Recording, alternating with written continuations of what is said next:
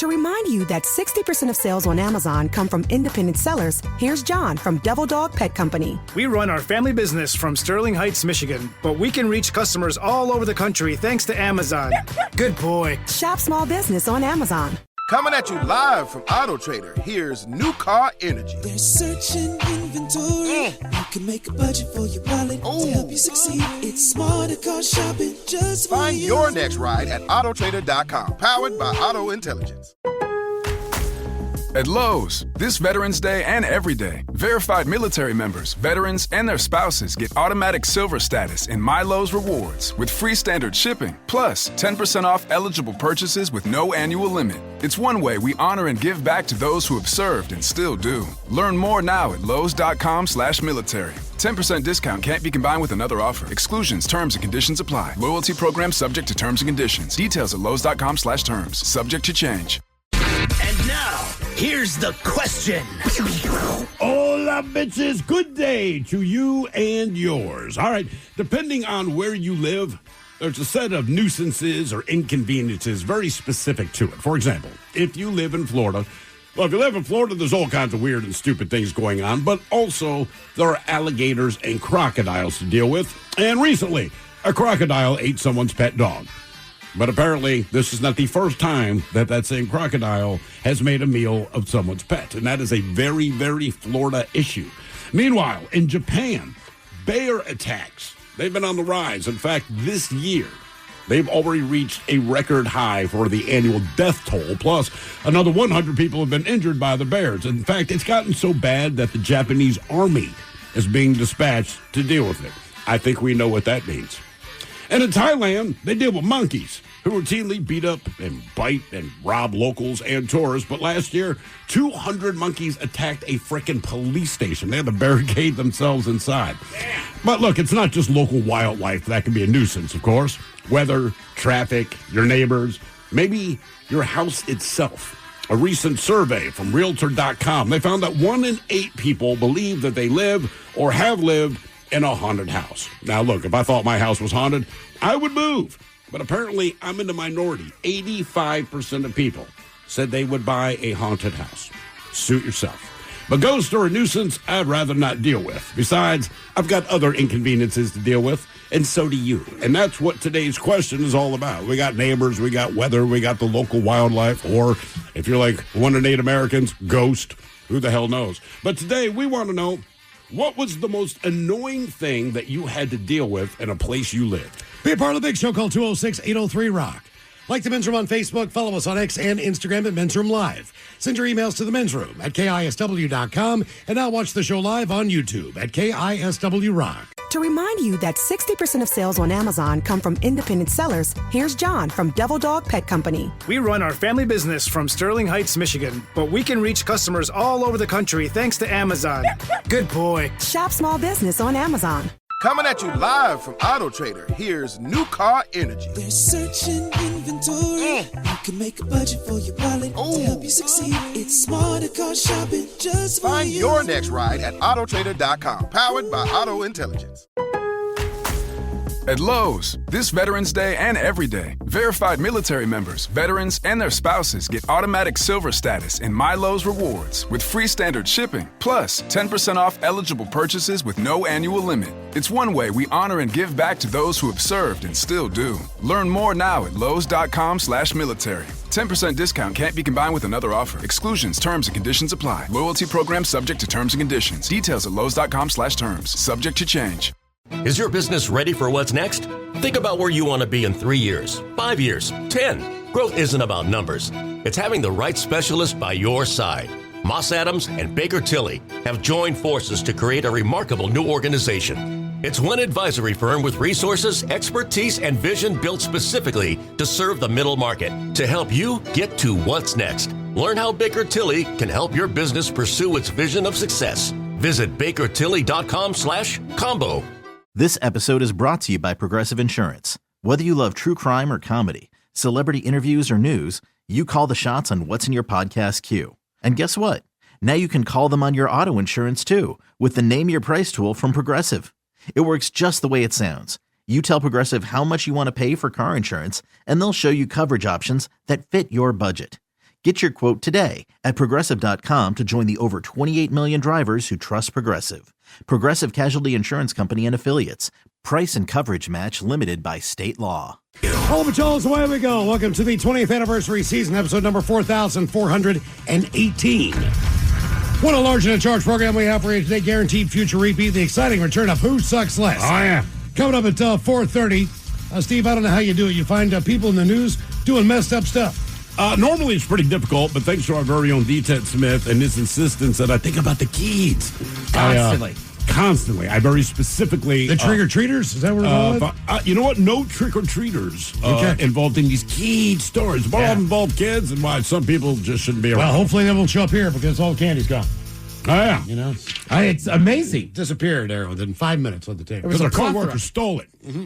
Yeah. Stole it, man. You know, you got like that a whole basket of candy. Communal table in the kitchen, right? Anytime somebody puts something on that table, it means like, hey, whoever would like this, please feel free. Not all of it. So somebody was kind enough to bring in whatever candy they probably had left over from last year's Halloween. Sure. But they brought it in, right? And it's all the little mini candy bars. And that was bars. like a full gallon-sized Ziploc bag. It was huge. I was picking a few Reese's Cups. Yeah. I had some Snickers. But you didn't take all of it. And then our coworker grabbed it all. My the whole God. thing. Well, and then there was also that bag that had the brownies in it. It had the cookies in it. Is that gone too? Yeah. You're kidding me. All of it got scooped up. You're kidding me. All of it. Wow. I think there was a couple courtesy cookies left behind, but Look, man, like 2 or 3. If somebody brings in a dozen donuts in the box, right, and they set it in the kitchen, you don't take the box. You don't grab the freaking box. You No. grab a donut out of there if you would like. That's right. Or if you're me, you grab 2. But some people don't understand that. Good God. Unbelievable. What is wrong with you? We should put that up for Who Sucks Less. You know what? I'm going to write that down. Bad Why not? call, We started throwing our coworkers under the bus They here. might suck the most. Yeah. I Candy don't care what other people did to other people. I like that one. 4:30. Who Sucks Less coming up. We're annoyed already. I wonder if we can We're find just 2 starting others the to put show. on that Who Sucks Less. Oh, I can. I just tried to avoid those coworkers. Well, we also have a coworker who has a candy dish on their desk. All the time. Yeah. Now, if you want to take it all and fill it up in there, cool. Still communal. Yeah, Right. yeah. Yeah. Let's take I it don't know easy. why. Right. This house is hot. By It does. the way, if you It's garbage. if you haven't checked out the show yet on YouTube, it's KISW Rock. You could be watching me at a candy bar. Do us a favor and subscribe there. Hit the like button for us, as we like to say. Smash it. The like burger. And you'll see the disgust on our faces. Yeah, Yeah, it's I mean, ridiculous. Seriously. Yeah, you're right. I'd like to be sitting here eating a tiny little piece of candy. They showed up on Monday, right? Yep. And everyone, you just kind of pick it Well, as Monday, you walk I think by. all the candy finally showed. That might have just shown up today or yesterday. No, it was at least there yesterday. We have to remember yeah. today's Because I picked a few candy bar and I left a bunch for the rest. And Yeah. everybody would choose something. And she just came up and snatched the whole goddamn well, today thing. today it's Bring Your Employee to Work Day. Right. So we haven't seen any of the Stole the coworkers until candy. today. They just come in You know and what steal the this is? candy. Do you think when she was a kid and went trick-or-treating for Halloween, when they offered her the bowl to grab a candy bar, she just grabbed the whole bowl, dumped it in her bag, and took off? If they were there, no. But if it was just set out and please take one was on there, Guaranteed. oh yeah, scooped the entire bowl. Yeah. Guarantee it. Okay. the hell is wrong I with her? witnessed it. I walked by it and I looked over. I was like, no freaking way this is happening. I And almost- sure enough, they just shoveled it in. I almost said, "You're not taking it all, right? Or leave some." But I was Yeah. like, I don't have to say that. Yeah, you did. Yeah, you do. Mm-hmm. Yep. Unfortunately, and now I'm the bad guy because now I have to call you out for doing something that's rude. I would It's go to her just desk and take some. rude. Yeah. Our question today, we're going to talk about annoying things that you had to deal with in places you lived. And to be honest with you, this runs the gamut. Now, for an example, I'll give you a couple ideas here. When we moved into the apartment that they put us in for a while, until we could find our own places, we all lived in one apartment on First Hill. Yeah. Yeah, I'm looking at it. Nothing wrong with the apartment. It was spacious. It was on awesome. the top floor. It was great. No arguments about the apartment itself. But Smelled like cat pee. well, the hallways did. But if for some reason, and Ted can attest to this, Steve, I know you had a different bathroom, but if you flushed the toilet in your bathroom, Yeah. and one of us was in the shower, the water would turn to a boiling level where you had to jump out and escape this shower. And the bathroom Miles and I shared, the shower was so small. It's like a stand-up one. Yeah. So once it got scolding, you couldn't get away from It was not easy to get in or I out can of. feel it right now. That is the hottest shower. Honest to God, like that is the hottest shower. There is no human being, seriously, that could endure a shower when that thing went to full temperature. Yeah. I don't even understand why it was But turned it's up an that. apartment building, so you can't go in and go, please, could you turn the hot water heater down?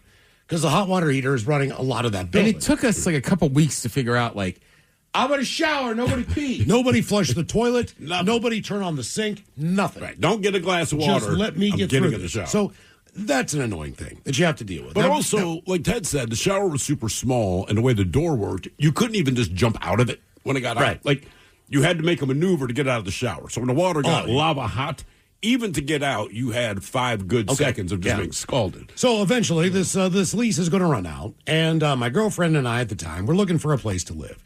So we had 2 options. One of those being that we could rent an apartment for a year and kind of get a lay of the land a little bit and kind of, see what was out there, or just flat out buy something and get it over with. Yeah. So we kind of had a 2-prong approach to looking for a place.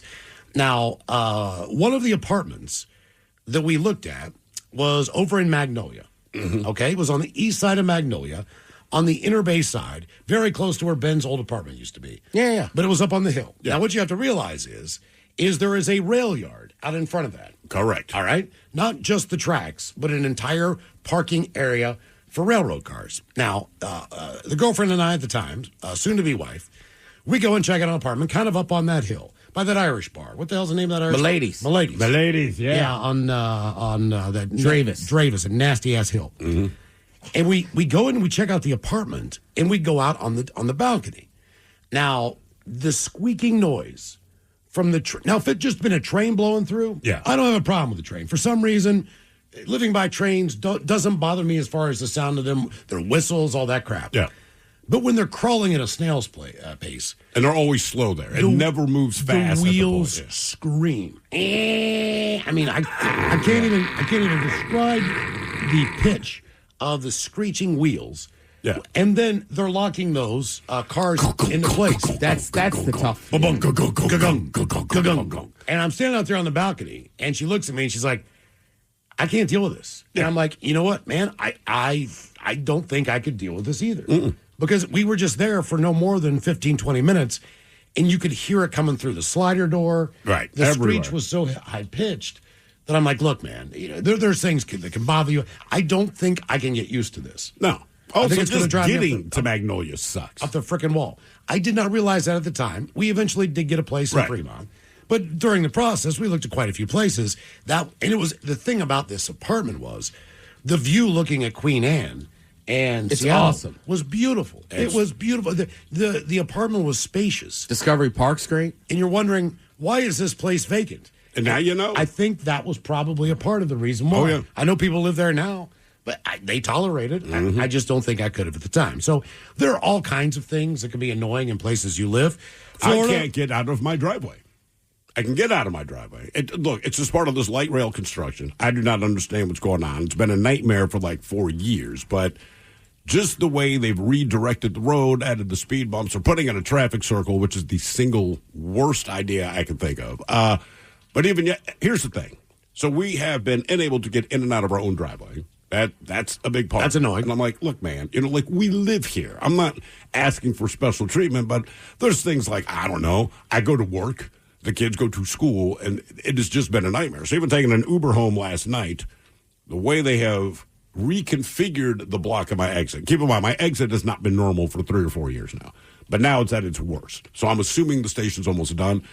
But basically, you can get off of this exit, make a hard right, and pull into my driveway within 15 seconds. Then it was pull off, you go up to the one street, go 3 blocks down, make another right, then make another right, then make another right, drive up the road, get into my driveway. You should go to Fremont. But as of yesterday, now when you get off this exit, it forces you to head west. That's what. So we don't know this. So I'm in the Uber, and the guy's like, how do I get over there? I said, I don't know, because this morning, this is not how the situation was. So eventually, I just had him drop my ass off, and I said, I'll walk. And he's like, well, it's kind of far. And I said, listen, brother, I can tell you 2 alternate routes to get there, but I will be home before either of these things happen. I'll just walk. And so now I'm like a crazy man walking down the street because I am pissed. I'm just yelling, screaming at the clouds. I'm screaming at the clouds, move some of the barriers that the construction workers had set up. But at that point, just because even then, I couldn't even just walk kind of across the street to my home the way they had it barriered. And I'm like, I'm not walking 4 additional blocks. So I just moved the crap. No. Did not care. So screamed my head off. For the last 6 months, they've had Fremont completely blown up. It's like a war zone. Yeah. I mean, everything is tore the hell up. It is insane. They've got cones everywhere. I don't know what the hell they're doing. I think they're putting in bus lines and taking out all the parking spaces. Really? Because the last thing that Fremont needs is less parking. Yeah, no kidding. But the buses will have their own lane, and, you have 2 lanes going through there, maybe for cars, but they've got every single thing torn up the entire way down 36 to Leary. Mm-hmm. It is an absolute disaster zone down there. So getting home takes forever. It does. Because traffic is backed up because they've got all these lanes shut down. It sucks. But, look, in the end, it'll probably be a very nice project when completed. Dealing with it while you're dealing with it. It's loud. Is it a nice project? It's jackhammers at 6:30 in the morning tearing up concrete. But when they're done, all you've done really is reduce parking and the bus has a lane. And it's not an issue right now. Yeah. Right? The bus is fine. It drives down the street. Like I said, they added speed bumps to my road, which makes no sense because it's an evacuation route. I'm like, okay. And then where we have traffic lights right now, my understanding is they want to get rid of that and put in a traffic circle. I'm like, man, I think it's a bad idea. People in Boston, very used to traffic circles. Yeah. Well, driving schools should honestly have a roundabout. So people can understand how to do it. Because I don't think a lot of people even get the premise of it. And in fact, if you're in one of those driverless cars, talking to my Uber driver yesterday, he was laughing about it. But he said there was a guy, he was going to the airport, there was a roundabout, and the car itself could not figure out how to get off of it. All right. So he finally called whoever it is you have to call. He's like, I've been in this car for 20 minutes going in circles. He's like, and they're like, I don't know what to tell you. Like the car will stop when it gets to its destination. He's like, my destination's like 100 yards away, but I've been going in circles for 20 minutes. Can you just shut it down or something like that? I don't remember how they resolved it, but he couldn't jump out of the car. I mean, like, nothing was working, man. By the way, I'm full of S. I took one of those in Austin. The driverless car? Whammo yeah. So there's literally no one in it until you get in. Yeah, and I always said I would never do it. Did you talk to the imaginary driver? I did. I said hello. I knew you would, because I would too. It's so awkward. Hey, nobody? Were you the only person in the car, or do you have anyone with you? It was just me. My buddies were already gone. I had to take a nap because I took a red eye. And then I was just out there in the sun. It's like, for $2 less and a minute quicker, you could take a driverless car. And I was like, all right, I'm in. How was it? Did you freak out at all? It was fine. Are you able to mess with the radio or whatnot? I know that's all the way up there in the front, but I would think no, like when you sit in a back seat. It was a really nice car. It was like a Jaguar, nice, like SUV, and where the middle console is, there's like a screen back there, and it's like, would you like to listen to music? Oh, really? I would. Yeah, you just type in a code, it unlocks, you get in. Okay. So, do you put on something weird for the next driver or next passenger, right? Like polka? Honestly, I was so fired up. I put on the EDM channel and just started kind of rocking out, raging in there. Nice. Yeah. Do open container laws also apply when there's no driver in the car? It depends. Well, I think most states do frown on that. But wait a minute. I don't know how you pull it over. I don't know how a smart car knows that it's being pulled over. But assuming that it does, and the cop rolls up, and I'm drinking a beer or slugging a bottle of whiskey, bro, I'm not driving. Well, with the Uber driver, and I'm not distracting the driver. So the Uber driver, you can get away with it. But generally, the Uber driver might say something if you're slick about it. Some of them just don't care. Well, and I understand. If you're in the back seat. But I understand the logic behind a no open container because then I could easily hand it to the driver and they can drink it. If there's no driver, there's nobody who's intoxicated driving. There's no possibility of giving it. Yeah, it was shockingly it didn't even it knew when to pull out and stuff. It was really cool. Okay. But you heard that guy's story about being stuck in a traffic circle for 20 minutes at least. That would be a nightmare. So we're going to hear all kinds of annoyances today, whether it was noisy neighbors, the idiot that lived next door to you, the raccoons that keep going through your trash. You have an idiot that owns a property next door to you. I have had neighbors before that are absolutely horrific as far as their thing, or it's just something that's annoying. And they say in the latest Australian-esque incident out of Florida, a pet dog was eaten by a crocodile in Brevard County on Satellite Beach. That is an American crocodile, not an alligator. Now, the odd part about this was typically those crocodiles live in the Okeechobee Swamp in the south part. Right. Think Naples, think Fort Myers, think of the bottom of Florida. That's not where this happened. Brevard County, that's basically near John F. Kennedy Space Center. It's near Cocoa Beach. It's near Melbourne, Florida. It's not near where the crocodiles are. It's east of Orlando, essentially. All right? And guess what? The American crocodiles are starting to show up. And according to neighbors, near the incident, they claim to have seen the crocodile before. They reported the crocodile was seen and recorded swimming with a dog in its mouth down the canal. Damn. At that point, they called in officials to wrangle the crocodile out of the water. Now, confirming this was not the first time the crocodile had been seen in this part of Florida, they relocated this thing so far before this happened 3 to 4 times. Right. But it kept returning to the same canal in this part of Satellite Beach. Tasty dogs, though. That will no longer be the case as the crocodile was taken into custody and now will be kept in permanent captivity. All right. One local resident, Zach Spurlock, says he's seen the crocodile countless times. It has zero fear of humans. When I saw the behavior, I knew something bad was going to happen. Because it's a crocodile. But they called in the state's nuisance alligator program because they don't have a crocodile program. An alligator is deemed Am I a an nuisance. idiot? How did we get crocodiles? Oh, they've always been there. I thought we just had alligators. We have both.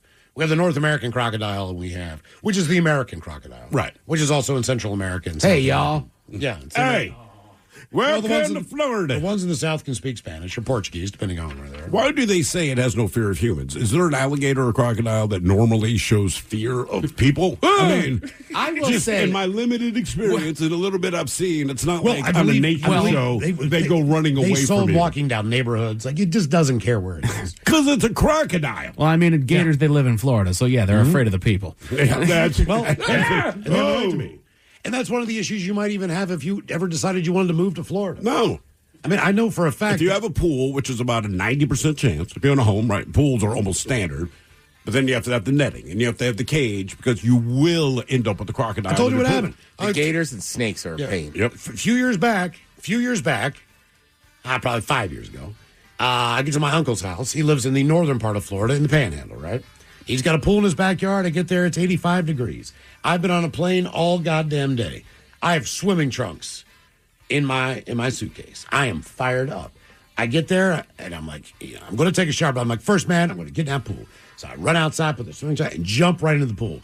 And I hear my uncle go, hey, what in the hell are you doing? I'm like, I just want to get a cool dip in real quick, man, if we're getting in the shower. He's like, turn the light on and look into the pool before you jump in there. You don't know all the snakes and everything else I pulled out of that pool. And I'm Correct. like, I just didn't even think of that. Because we don't live My there. mom had a friend in Orlando, and we stayed at her house. It was completely screened See, in. his is not. Yeah. Oh, Jesus. I'd be scared of That's that why I pool. said I just turn ran the out on light the on. deck and jumped into the water. Swimming around, he's like, dude, he flipped on the light. There's also a pool light on the inside, which he turned on. Looked around like, okay, there's nothing in there, man, but kind of got lucky on that one. You got kind of lucky. I got kind of lucky on that one, apparently. So our question, what was the most annoying thing that you had to deal with in a place you lived? 206-803-ROCK. In communities across the country, hourly Amazon employees earn an average of over $23 an hour, with opportunities to grow their career and their paycheck. Learn more at aboutamazon.com. Coming at you live from Auto Trader, here's New Car Energy. They're searching inventory. You can make a budget for your wallet to help you succeed. It's smarter car shopping just for Find you. your next ride at autotrader.com, powered by Auto Intelligence. At Lowe's, this Veterans Day and every day, verified military members, veterans, and their spouses get automatic silver status in My Lowe's Rewards with free standard shipping, plus 10% off eligible purchases with no annual limit. It's one way we honor and give back to those who have served and still do. Learn more now at lowes.com/military. 10% discount can't be combined with another offer. Exclusions, terms, and conditions apply. Loyalty program subject to terms and conditions. Details at lowes.com/terms. Subject to change. Is your business ready for what's next? Think about where you want to be in 3 years, 5 years, 10. Growth isn't about numbers. It's having the right specialist by your side. Moss Adams and Baker Tilly have joined forces to create a remarkable new organization. It's one advisory firm with resources, expertise, and vision built specifically to serve the middle market to help you get to what's next. Learn how Baker Tilly can help your business pursue its vision of success. Visit bakertilly.com/combo. This episode is brought to you by Progressive Insurance. Whether you love true crime or comedy, celebrity interviews or news, you call the shots on what's in your podcast queue. And guess what?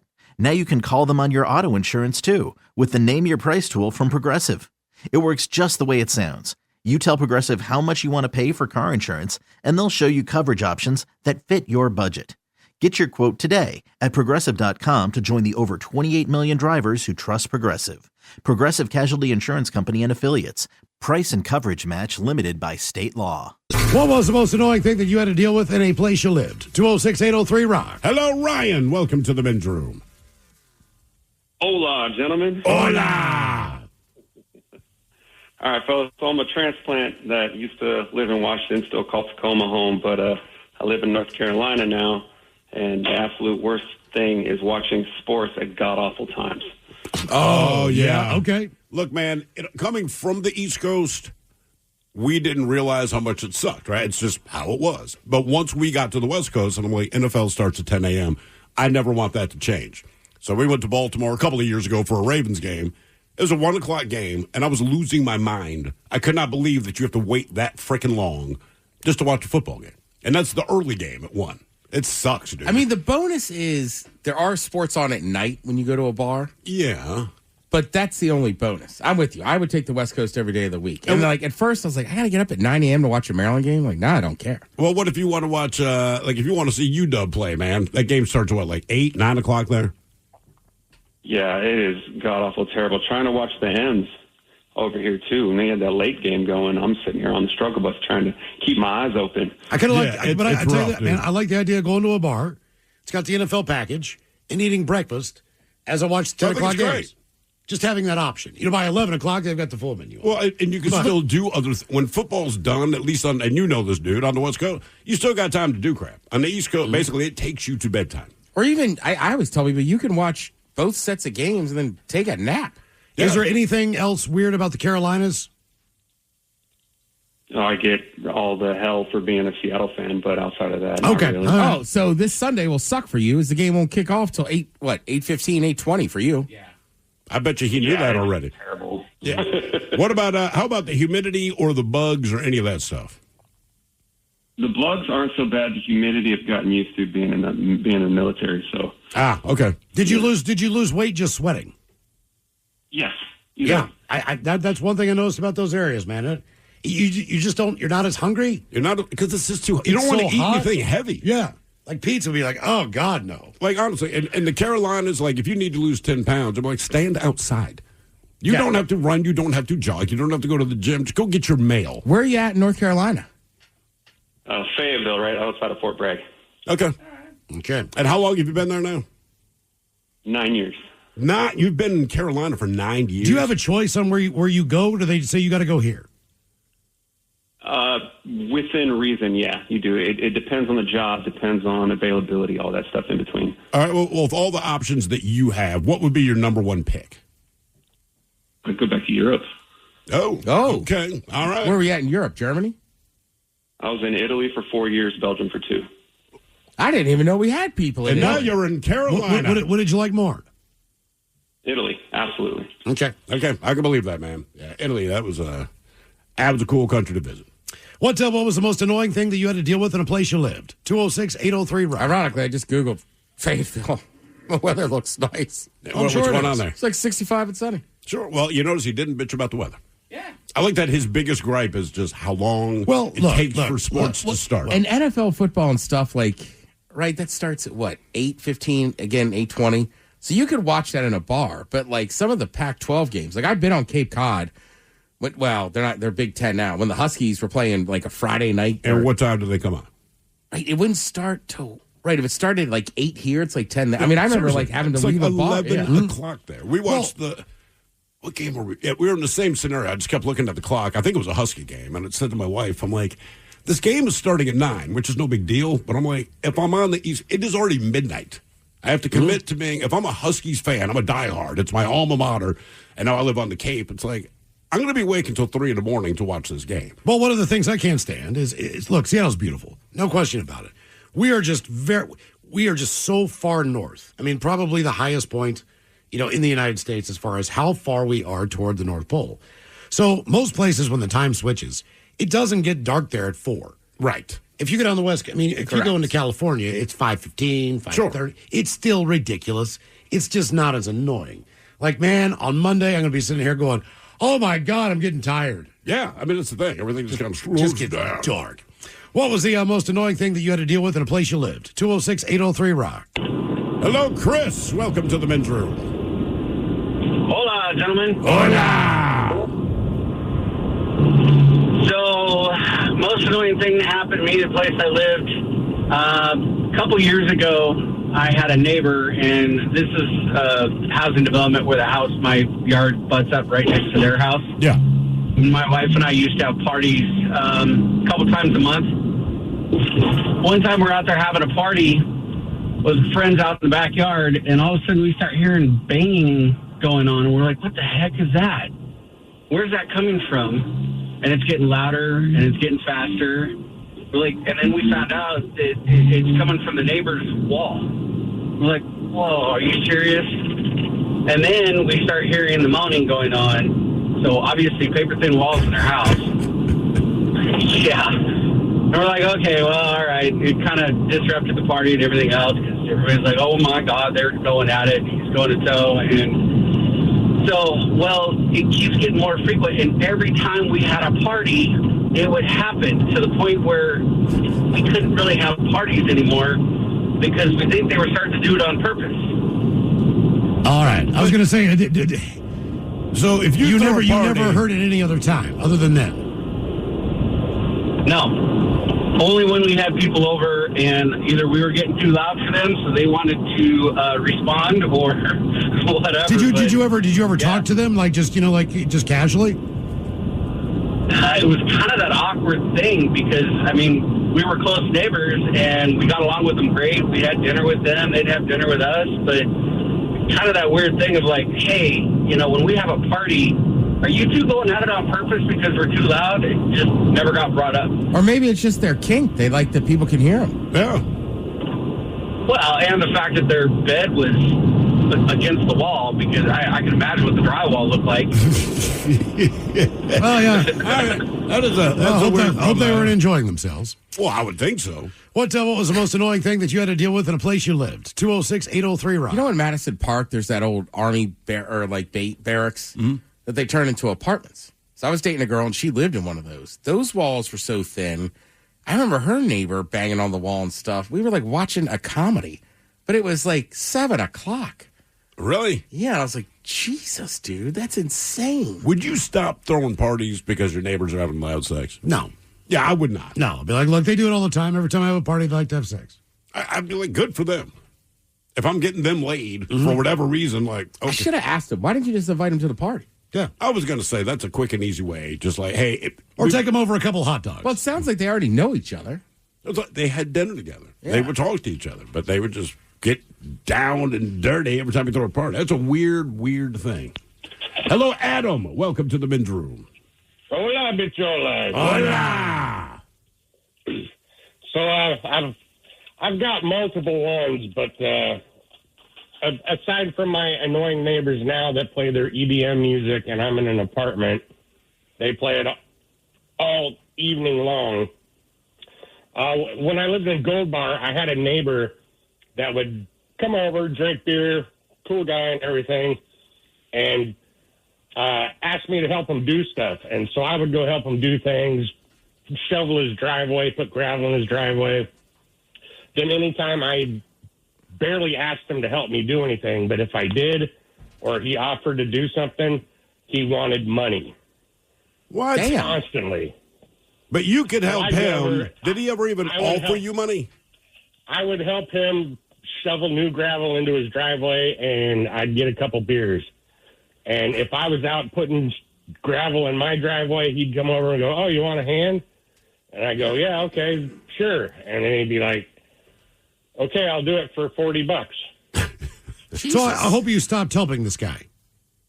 Oh, yeah, 100%.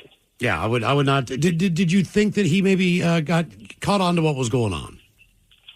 I think so. I had a tree fall on my house, and by the time I got home, he had limbed the tree, chopped it all up and everything, and I was like, oh, awesome, thanks. My house is damaged.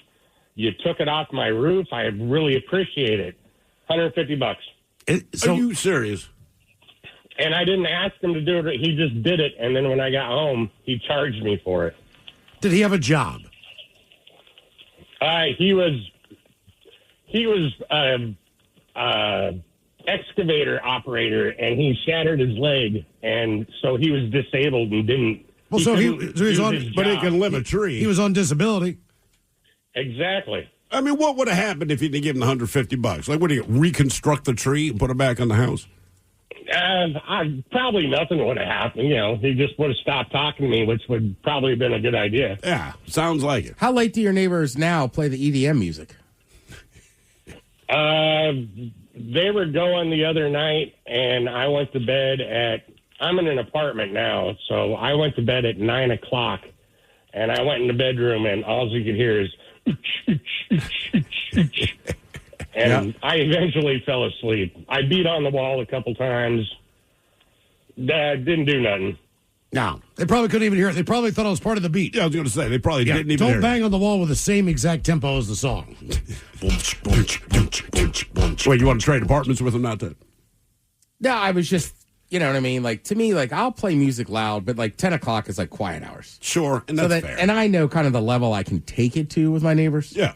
Right? I got in trouble with them once. We were very loud. It was, like, 3 in the morning. Yeah, that's so they fair. They were like, too much. But, yeah, you kind of know it. And then I had one neighbor. They moved out. I kind of like them. They weren't very loud. Yeah. But every once in a while, I could tell the guy, I think he would come home kind of drunk or whatever, and he would just sing. And I could hear him, like, through my fireplace, right? So we have fireplaces. Yeah. And he must have been military, because he was like, he'd be like singing the Marine Corps song and stuff. And I'd just be on my couch watching TV like, ooh, he's on a good one. Oh, yeah. You should have given him a request. Yeah, right. What was the most annoying thing you had to deal with in a place you lived? 206-803-ROCK. Look, I did it last weekend at the hotel, right? The people, I was at the end of the hallway. The people across the way, they were partying. All right. So I saw them, it wasn't that late. And they were like, I was like, I don't care. And I mean, they were up till like 2 in the morning. Like, I woke up once to pee. I could hear them out there raging. And I was like, I don't know. Should have joined them, man. I thought about it because I didn't have any drinks in my room and I had like this 6-inch turkey sub. I was like, I wonder if I can sneak in one more beer with them. It was, I stayed downtown one weekend, staying here when Comic-Con was going on. Yeah. Or one of the cons. And, I mean, the room behind me, right behind the bed, they were throwing down. Yeah. But when I saw them in the hallway, they were all dressed up. They were having a blast. I just put the pillow over my head like, I get it. Comic-Con people go hard when they go to the hotels. I mean, the first place I had over here on Capitol Hill, that was pretty loose. Yeah. And I knew everybody on our floor. So we would party pretty loud. But one night I was in there, same thing. I hear this bang on my door. And I'm like, open it up. And it's just kind of a newer neighbor. And he just goes, dude, it's 3 a.m. on a Tuesday. And I go, you're right. Yep. Right? Like, there's nothing you could say. You should have just said, it is. Right. That's weird. You came here to tell me that. In a party. Guys, it's 3 a.m. on a Tuesday. What was the most annoying thing that you had to deal with in a place you live? 206-803-ROCK. Sometimes you just caught dead the right. Yeah, I mean, it's going, dude, you're right. My bad. Right. Hello, Lance. Welcome to the men's room. Hey. Hola. Hey. Hola.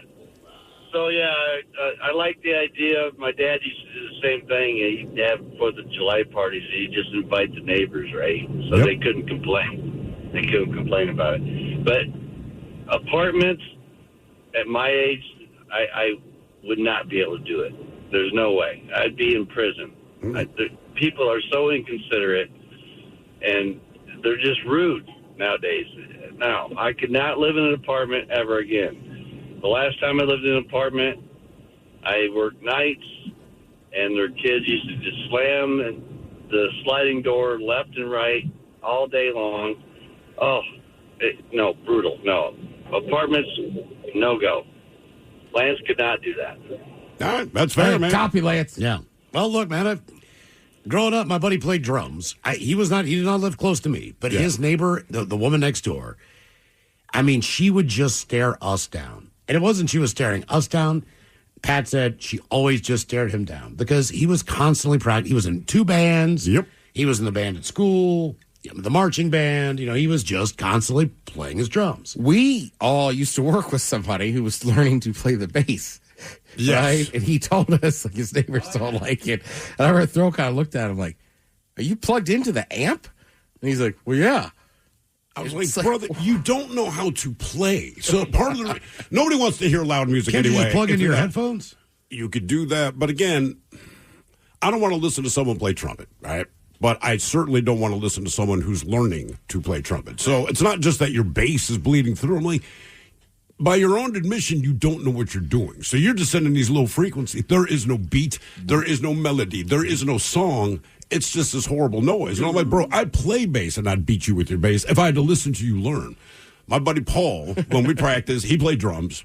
And I knew him when he first started playing drums. And it was awful, right? And like anything, he ends up being good on drums. But his neighbor, so keep in mind, this is in Baltimore. Everything's a row house. So no matter what, you have a neighbor on both sides, unless you live on the corner, okay? So we have a practice in this basement because we're still teens at this point, and we really never thought about it.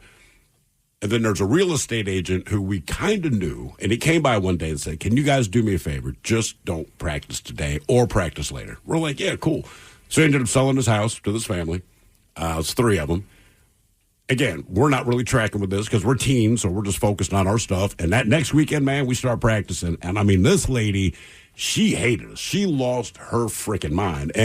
But, again, since we're teens and we're playing in a rock band, we're just like, suck it up, dude. You'll be fine, blah, blah, blah, blah, blah, blah. So this went back and forth for probably like 3 or 4 weeks.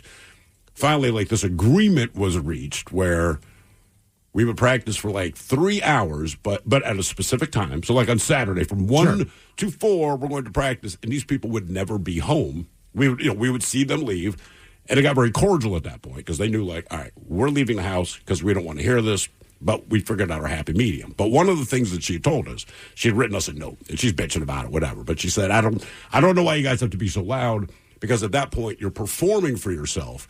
You're not practicing. They're like, it's a drum set, you dumb bitch. I mean, like, what do you not get about this? But whatever. Turns out she plays piano. So there's a day we heard it through the wall, just her tinkering around on piano, and she was very good. And we immediately went over, all 3 of us, just like, why don't you get a Casio keyboard and put in the headphones because you're performing? And just the look on her face. Oh, we're like, I bet. Oh, because we're like, that's what we were told. Because we can hear the piano. And we have a keyboard, and you can actually plug it in, and then you can still practice. And no one else has to hear it because you're performing, not practicing. She freaking hated us. What was the most annoying thing that you had to deal with in a place you lived? 206-803-ROCK. In communities across the country, hourly Amazon employees earn an average of over $23 an hour, with opportunities to grow their career and their paycheck. Learn more at aboutamazon.com. Coming at you live from Auto Trader, here's New Car Energy. They're searching inventory. You can make a budget for your wallet to help you succeed. It's smarter car shopping just for Find you. your next ride at autotrader.com, powered by Auto Intelligence. At Lowe's, this Veterans Day and every day, verified military members, veterans, and their spouses get automatic silver status in My Lowe's Rewards with free standard shipping, plus 10% off eligible purchases with no annual limit. It's one way we honor and give back to those who have served and still do. Learn more now at lowes.com/military. 10% discount can't be combined with another offer. Exclusions, terms, and conditions apply. Loyalty program subject to terms and conditions. Details at lowes.com/terms. Subject to change. Is your business ready for what's next? Think about where you want to be in 3 years, 5 years, 10. Growth isn't about numbers. It's having the right specialist by your side. Moss Adams and Baker Tilly have joined forces to create a remarkable new organization. It's one advisory firm with resources, expertise, and vision built specifically to serve the middle market to help you get to what's next. Learn how Baker Tilly can help your business pursue its vision of success. Visit bakertilly.com/combo. This episode is brought to you by Progressive. Most of you aren't just listening right now. You're driving, cleaning, and even exercising. But what if you could be saving money by switching to Progressive? Drivers who save by switching save nearly $750 on average. And auto customers qualify for an average of 7 discounts. Multitask right now. Quote today at Progressive.com. Progressive Casualty Insurance Company and Affiliates. National average 12-month savings of $744 by new customers surveyed who saved with Progressive between June 2022 and May 2023. Potential savings will vary. Discounts not available in all states and situations. To remind you that 60% of sales on Amazon come from independent sellers, here's John from Devil Dog Pet Company. We run our family business from Sterling Heights, Michigan, but we can reach customers all over the country thanks to Amazon. Good boy. Shop small business on Amazon. At Lowe's, this Veterans Day and every day, verified military members, veterans, and their spouses get automatic silver status in My Lowe's Rewards with free standard shipping, plus 10% off eligible purchases with no annual limit. It's one way we honor and give back to those who have served and still do. Learn more now at lowes.com/military. 10% discount can't be combined with another offer. Exclusions, terms, and conditions apply. Loyalty program subject to terms and conditions. Details at lowes.com/terms. Subject to change. This episode is brought to you by Progressive. Most of you aren't just listening right now. You're driving, cleaning, and even exercising. But what if you could be saving money by switching to Progressive? Drivers who save by switching save nearly $750 on average. And auto customers qualify for an average of 7 discounts. Multitask right now. Quote today at Progressive.com. Progressive Casualty Insurance Company and Affiliates. National average 12-month savings of $744 by new customers surveyed who saved with Progressive between June 2022 and May 2023. Potential savings will vary. Discounts not available in all states and situations. 99.9 KISW. The shenanigans continue. This is the Men's Room with Miles and Thrill. Apartment building next door to me. I'm pretty sure they are temporary housing for a company. People tend to live there for 3 or 4 months, maybe 6 months. If I'm looking at your house, the one to the left? Yeah. Okay. And they stay for a brief amount of time and then move on or, find a permanent residence, whatever the deal is. One of these apartments had the smoke detector battery failing. And it was doing that high-end beep. And it was in the middle of summertime when I kept my windows open. Yeah. Their windows were open on almost all the windows on the side of that house. Yeah. Or that building. I could hear this thing, and I'm just like... At first, I thought it was mine. How long did you check around your own house? Well, I eventually saw someone walk out of there, and I'm like, hey, man, whose apartment is it where, the battery is obviously going bad in the smoke detector? And the guy's like, I don't hear anything. I'm like, come walk over to my house. All right. And we just stood there for about, and then, of course, it's not beeping. What seems like 5 minutes goes by, and then it starts doing it again. Right. And I'm just like, that. And he's like, I have never heard that. I'm like, you are in that building. And he's never heard. And you've never heard that smoke detector. I'm like, man, I hear it clear as day. He's like, I don't think anybody's in that apartment. And I was like, well, clearly, because if they would, they've already lost their mind. Yes. What was the most annoying thing that you had to deal with in a place you lived? 206-803-ROCK. The place I've been there 2 years, the twice they have gone, the battery has died, I have been out of town. Oh, really? Oh, on yours? Yeah. So you are that person. Right. Well, and I'm hoping it's only been a day, but what was it, last January? I was gone for 3 days. Right. And I was like, you got to be kidding me, right? And I felt bad. But you would think at that point in time, look, the maintenance people have a key. Yeah. They could walk in there and fix that problem. Knock on the door, you're not there. Leave you a note or whatever the deal is, like, hey, we had to come into your apartment. They could call you. They've got your phone number. They've got all that information. You can't not notice it. I told you, a different girl I was dating, she had she was renting like a row home, townhome, but the ceilings were vaulted. Oh, yeah. We went over there to watch sports. I was spending the night, and I got there, and I heard it. And I said, has this been going off all day? She goes, yes, but I can't change it till the owner gets here. And I just went, why did you have me come over? She was like, well, I still wanted to hang out. I'm like, you should have told me. It's annoying. Right. I had a house, same thing. It was a vaulted ceiling. I'm much younger at this time, and 5 of us lived in this house, and it's about 2 a.m. Everyone is now out of bed, standing in the stairwell, staring up at the smoke detector. We know that's the one, and it won't stop, right? It says eep, eep, eep, and we're trying to figure out all these things. And because we don't have money, it's not like we have a ladder. There's nothing, man. I'm like, well, what do we do? Because we're all awake now. All of us are irritated. And then we tried the thing where, you get on my back, and, of course, you're on the stairs, can't quite reach it. Finally, my buddy Tony goes down to his car. He grabs his baseball bat, jumps up, and, just beats this thing off of the ceiling. Yep. Like, smack! The whole thing's gone now, right? There's just like a hole in the ceiling where it was. And everyone just kind of silently agreed, like, that works. I'll tell you. Don't care. Yeah. We'll risk a fire. My annoying neighbor thing with me, and I've gotten rid of it since, and I thought when I bought it, this is the greatest thing in the world. The big green egg, right? Yeah. Okay, it's hard lump charcoal. It's a smoker. It's a smoker. But you could also grill on it. So for me, most of the time, I would grill a couple steaks. The times that I attempted to smoke with that thing, I had more neighbors coming up and going like, dude, that smoke is just billowing into our windows. And it's a thick, heavy smoke. Did you have it on your balcony? I had it down in my front yard. Okay, so it didn't matter. It didn't matter. Like my neighbors next door, the people in the apartment building next door to that. I mean, well, they're more townhomes, but still, I mean, if I walked down the street to get something and I came back, like the entire street was this cloud of charcoal smoke. And I'm like, man, I don't think I live in the right place for this thing. Yeah, I guess not. That was just getting the damn thing started.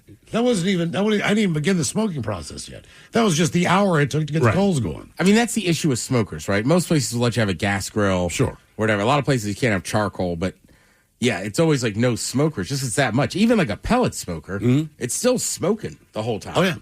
What was the most annoying thing that you had to deal with in a place you lived? 206-803-ROCK. Also, I heard a great new term. Some guys behind me in Texas, I heard the guy go, I got me a city smoker, pellet fit. Oh, yeah. City smoker. City smoker. Hello, Mimi. They're great. Welcome to the men's room. Hey. Hola. So I had a roommate back in Texas back in 2013 he was 19.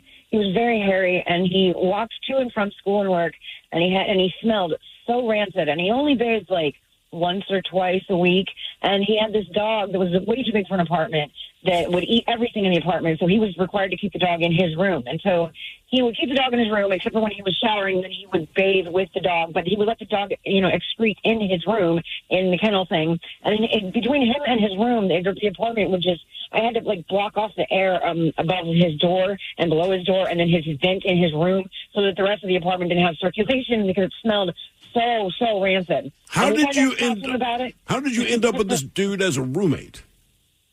I didn't realize he was from Dubai, and I didn't realize that it was how badly. I don't know. I just didn't realize it in advance. And we met at the bar through a mutual friend, and he was moving out of his apartment with another guy, and I needed a place, and we moved in, and then I realized very quickly, oh man, this is not good.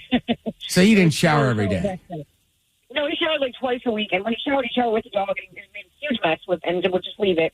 And then when the room would smell just like the dog's, excrements and then him, and so it was so bad. Who was hairier, him or the dog?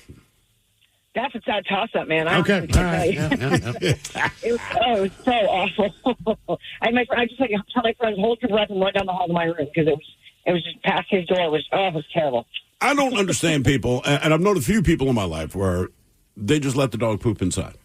Oh, I know those people very, very well. Just like you walk into their house, and they give you the warning, oh, hey, man, be careful when you walk through the living room. There's dog ass everywhere. And I'm like, but why is there dog ass everywhere? And when you look at it, it's not like their dog had just gotten sick and done this. Mm-hmm. I'm looking at a turd that's already dried out. Like, bro, this has been here for 3 days. Yeah, no, man, once a week, pick it up. I had a roommate, man, and his feet smelled so bad.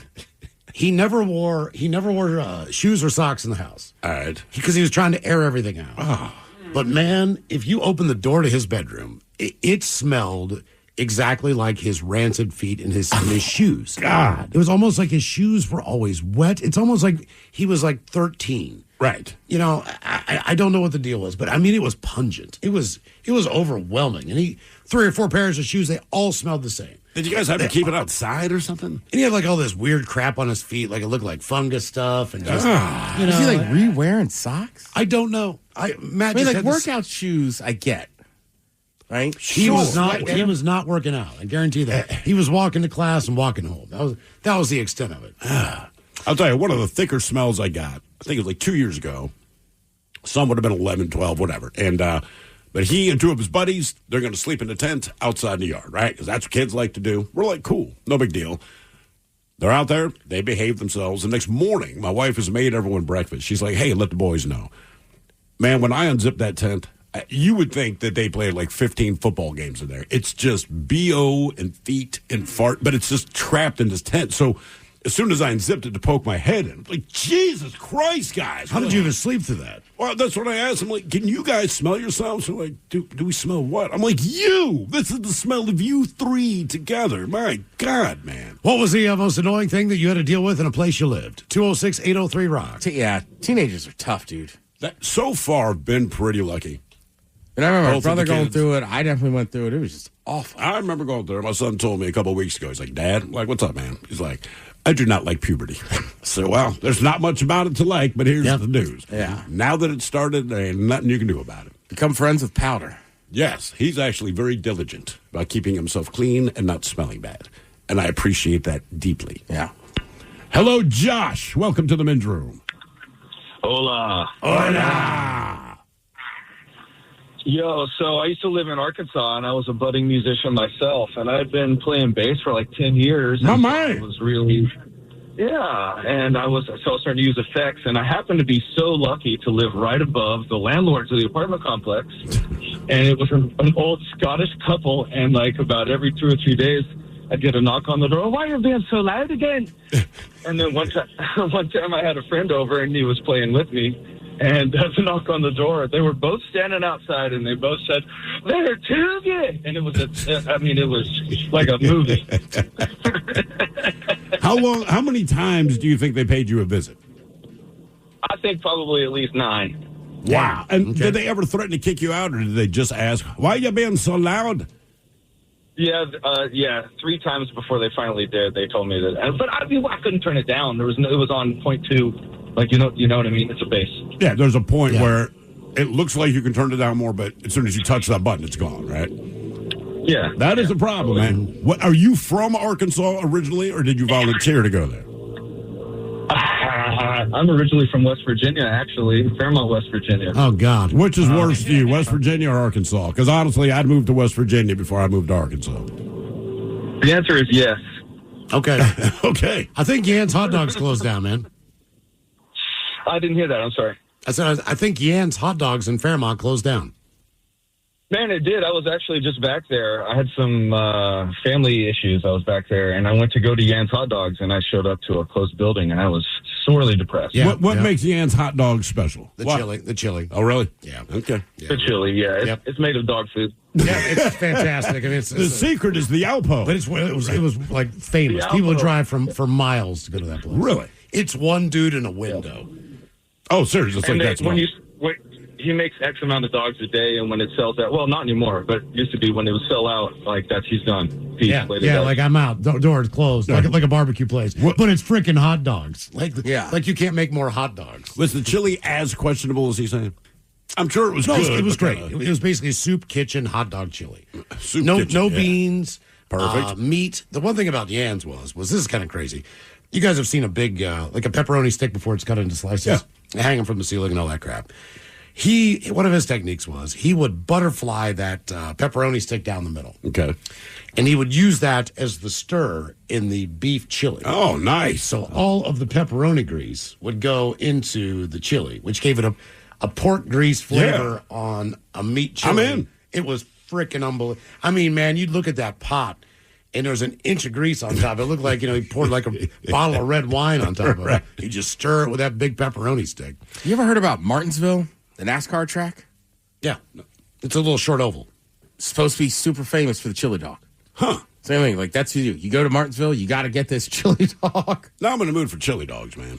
What was the most annoying thing that you had to deal with in a place you lived? 206-803-ROCK.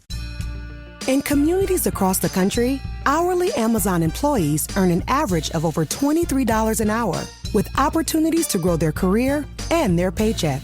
Learn more at aboutamazon.com. At Lowe's, this Veterans Day and every day, verified military members, veterans, and their spouses get automatic silver status in My Lowe's Rewards with free standard shipping, plus 10% off eligible purchases with no annual limit. It's one way we honor and give back to those who have served and still do. Learn more now at lowes.com/military. 10% discount can't be combined with another offer. Exclusions, terms, and conditions apply. Loyalty program subject to terms and conditions. Details at lowes.com/terms. Subject to change. This episode is brought to you by Progressive. Most of you aren't just listening right now. You're driving, cleaning, and even exercising. But what if you could be saving money by switching to Progressive?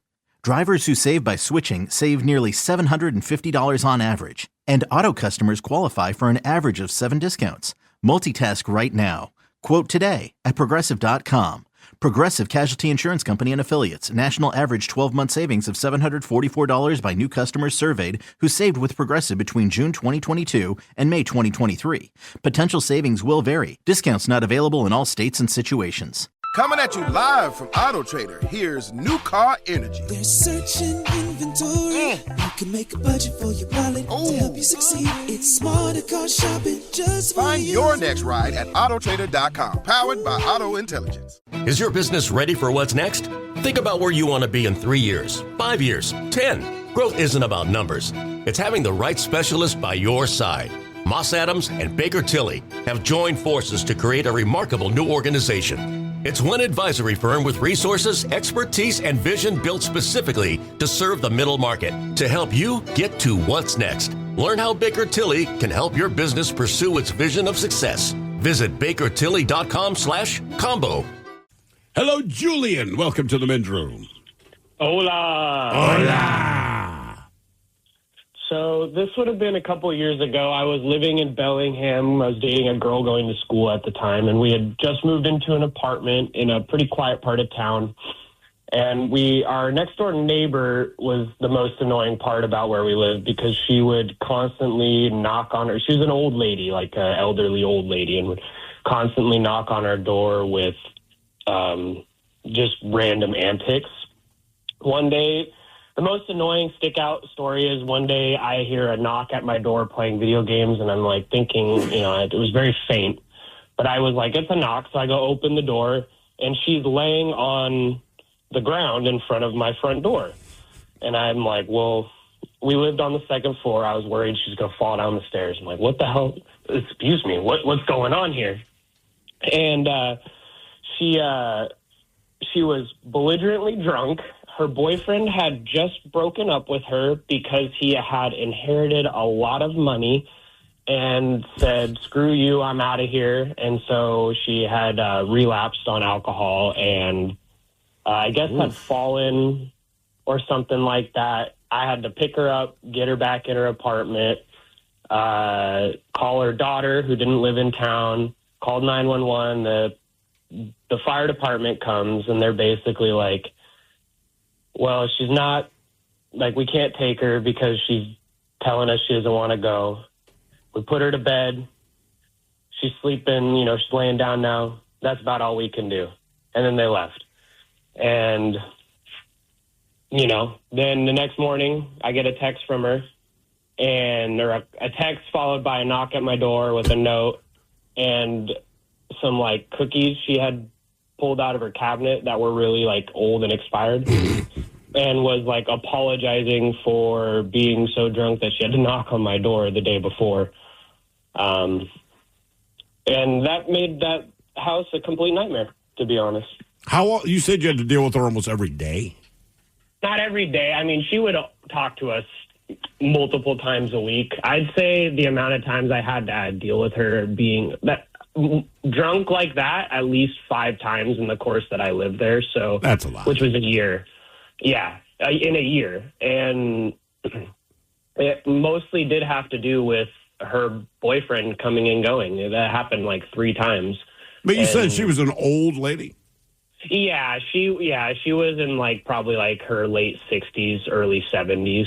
So she was an older lady for sure. Daughter didn't live in town. This was just like a small apartment on the north side of town in Bellingham there, Okay. And she was the only neighbor that was like that. All of our other neighbors were really great, just her. And she still calls me and leaves voicemails. Lucky and I haven't you. lived there in 3 years. Awesome. She probably thinks you still live there. Or something like that. Man, there's something, I don't know. If you live next to someone who's borderline elderly, you just know that you're going to do a lot more. You're going to have to help. Because our old neighbor, she was a much older lady. They finally put her in a home 2 or 3 years ago, I guess. And she was very, very kind. But, like, we got a knock on the door one Sunday. It's about 8:30 at night. And she can't figure out how to use her washer and dryer. She's convinced they're broken. Do I know how to fix them? So I said, I don't know how to fix appliances. No, I don't. You should call someone.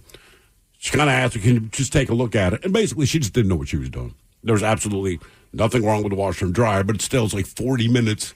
I don't want to be here. And then when it snowed, and it does not snow here much, thankfully, but when it does, you go out to shovel your driveway. Well, it's a shared driveway. And I know it sucks, and I know this is it's me being a D, but my wife's like, we have to shovel the whole thing, right? Because she cannot physically do this. And I'm like, God damn it. My wife's like, stop being. I'm like, look. It was in the courtyard back there? Being mean. You know my driveway, right? Yeah. Wait, so, this is your new house or your old house? The current house. Oh, okay, no. So she lives in the house closest to the street. So basically to get from my so you door. had to shovel it. Yes. Like my neighbor on the other side, he shovels his part. We shovel our part. And then it's we have to shovel this part. Then I got to shovel her walkway. And look, sure. It's not about being mean. It's just when you have an elderly neighbor, you just take on more responsibility. And then you would help her move plants. It's just, but as soon as they see you, they're going to ask. So you could have a bad day at work, walking up the driveway, you're muttering under your breath, oh, there you are. Can you help me? I've been waiting for you. And I can't say no. You know, I'm like, sure, I would love to. She did reward me once with a warm Heineken that she kept in the pantry. Awesome. Nice. What was the most annoying thing that you had to deal with in a place you live? 206-803-ROCK. I dealt with a dumbass family member who is not elderly. All right. And they were like, I'm waiting for the, landlord to come over. The dryer doesn't work. And me and my other cousin were like, let's just go look at it. And then we're like, it was pretty simple. It's like, when's the last time you cleaned this filter? Oh. Right? Just something simple like that. Like, what are you doing? Like, you're not a dumb person, but like, you didn't think about the lint thing or sometimes, I'm not a handy person, but sometimes it's not that hard. It's Just like, really all right, not. let's make sure this is clean. Unplug it, plug it back in. Right. Maybe check the filter. You can literally look up troubleshooting techniques for almost anything in your home. That includes your dryer. And that will probably be the number one. Check your lint filter. The lint filter. Not only that, it's a fire hazard. Yes. A massive without question. Is, very much so. I had a neighbor at my the last place that I lived before I moved. I think I've told you guys about it before. I called him basically the Snow White of Tacoma. All right. This Was guy, he a Coke dealer? No, he was just one with the animals, one with the local wildlife all over the place, right? So at first it started out, he had bird feeders all around his backyard, which is fine. I've got cats. They love looking at the birds that are flying around the feeders out back there. We walked back. He was a very nice dude. He really was. He was a very, very nice dude. But you don't like him. No, I don't.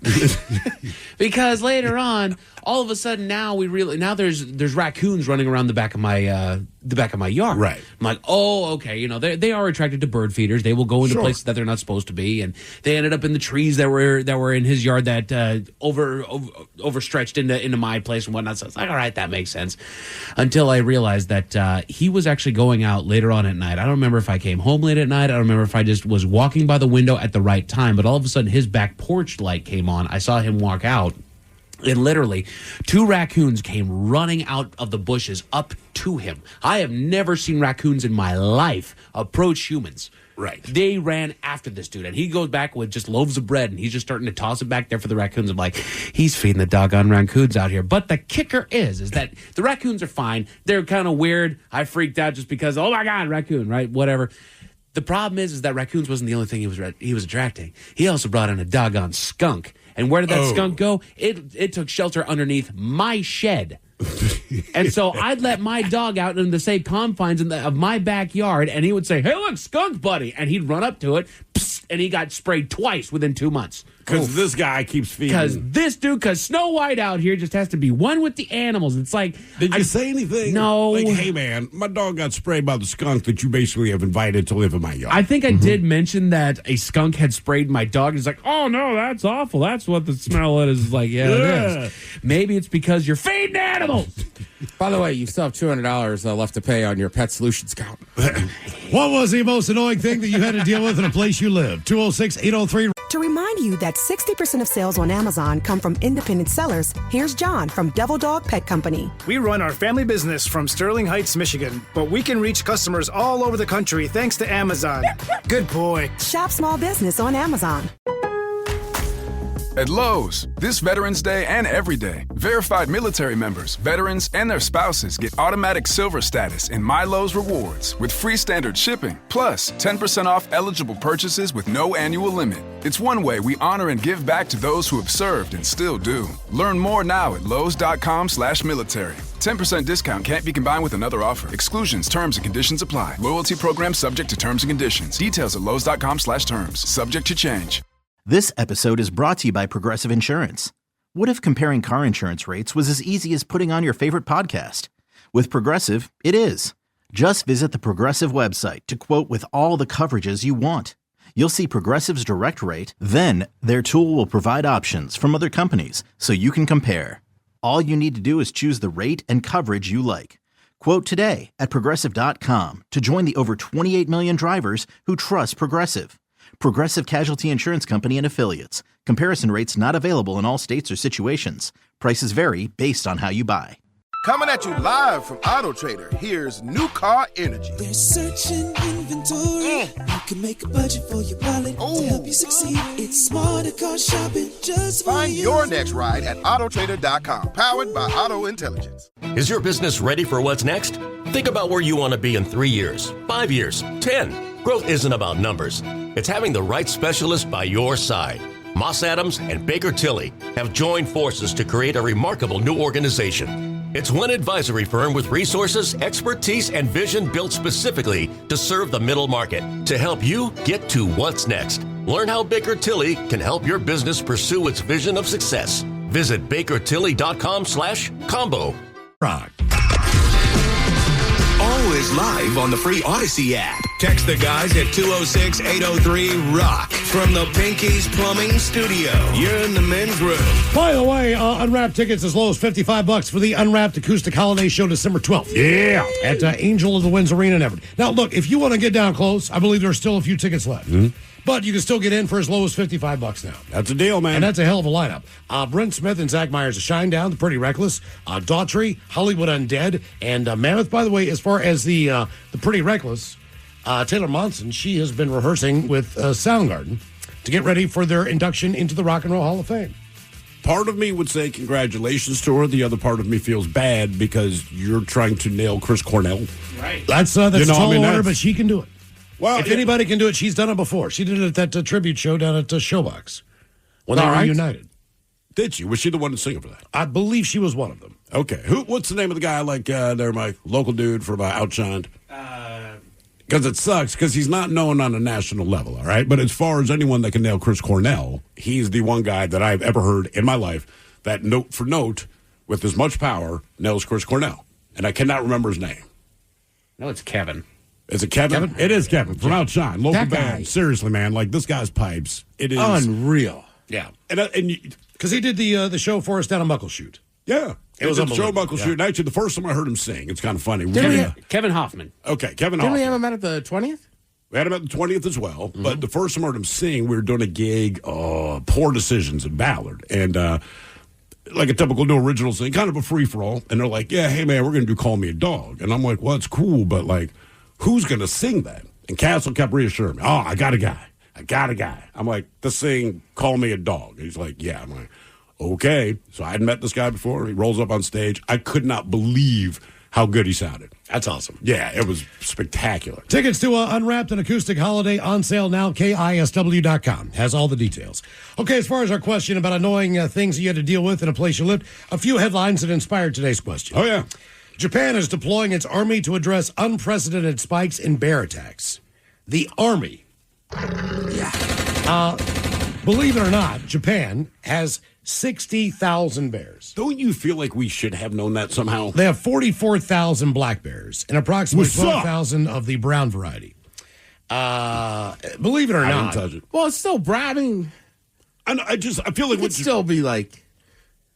Nah, that wouldn't work. It's too light. Well, they're everywhere. The problem is this. Look, even the problem goes back, they say, to 1915, an infamous killing spree with a bear known as Kesagake claimed the lives of 7 people in a village over the span of 6 days. Damn. Before it was hunted down and then eaten by a hunting party that ate it as an act of revenge. I'm not sure that I would eat any animal that's been eating humans. That is a good call, actually. I would.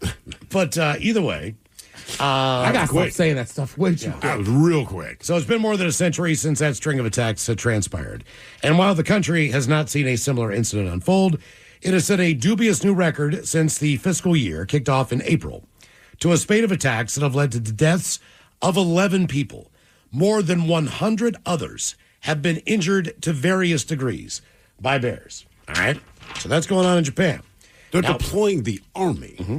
Now we go to Thailand, where 200 monkeys are running a riot and attacking police stations.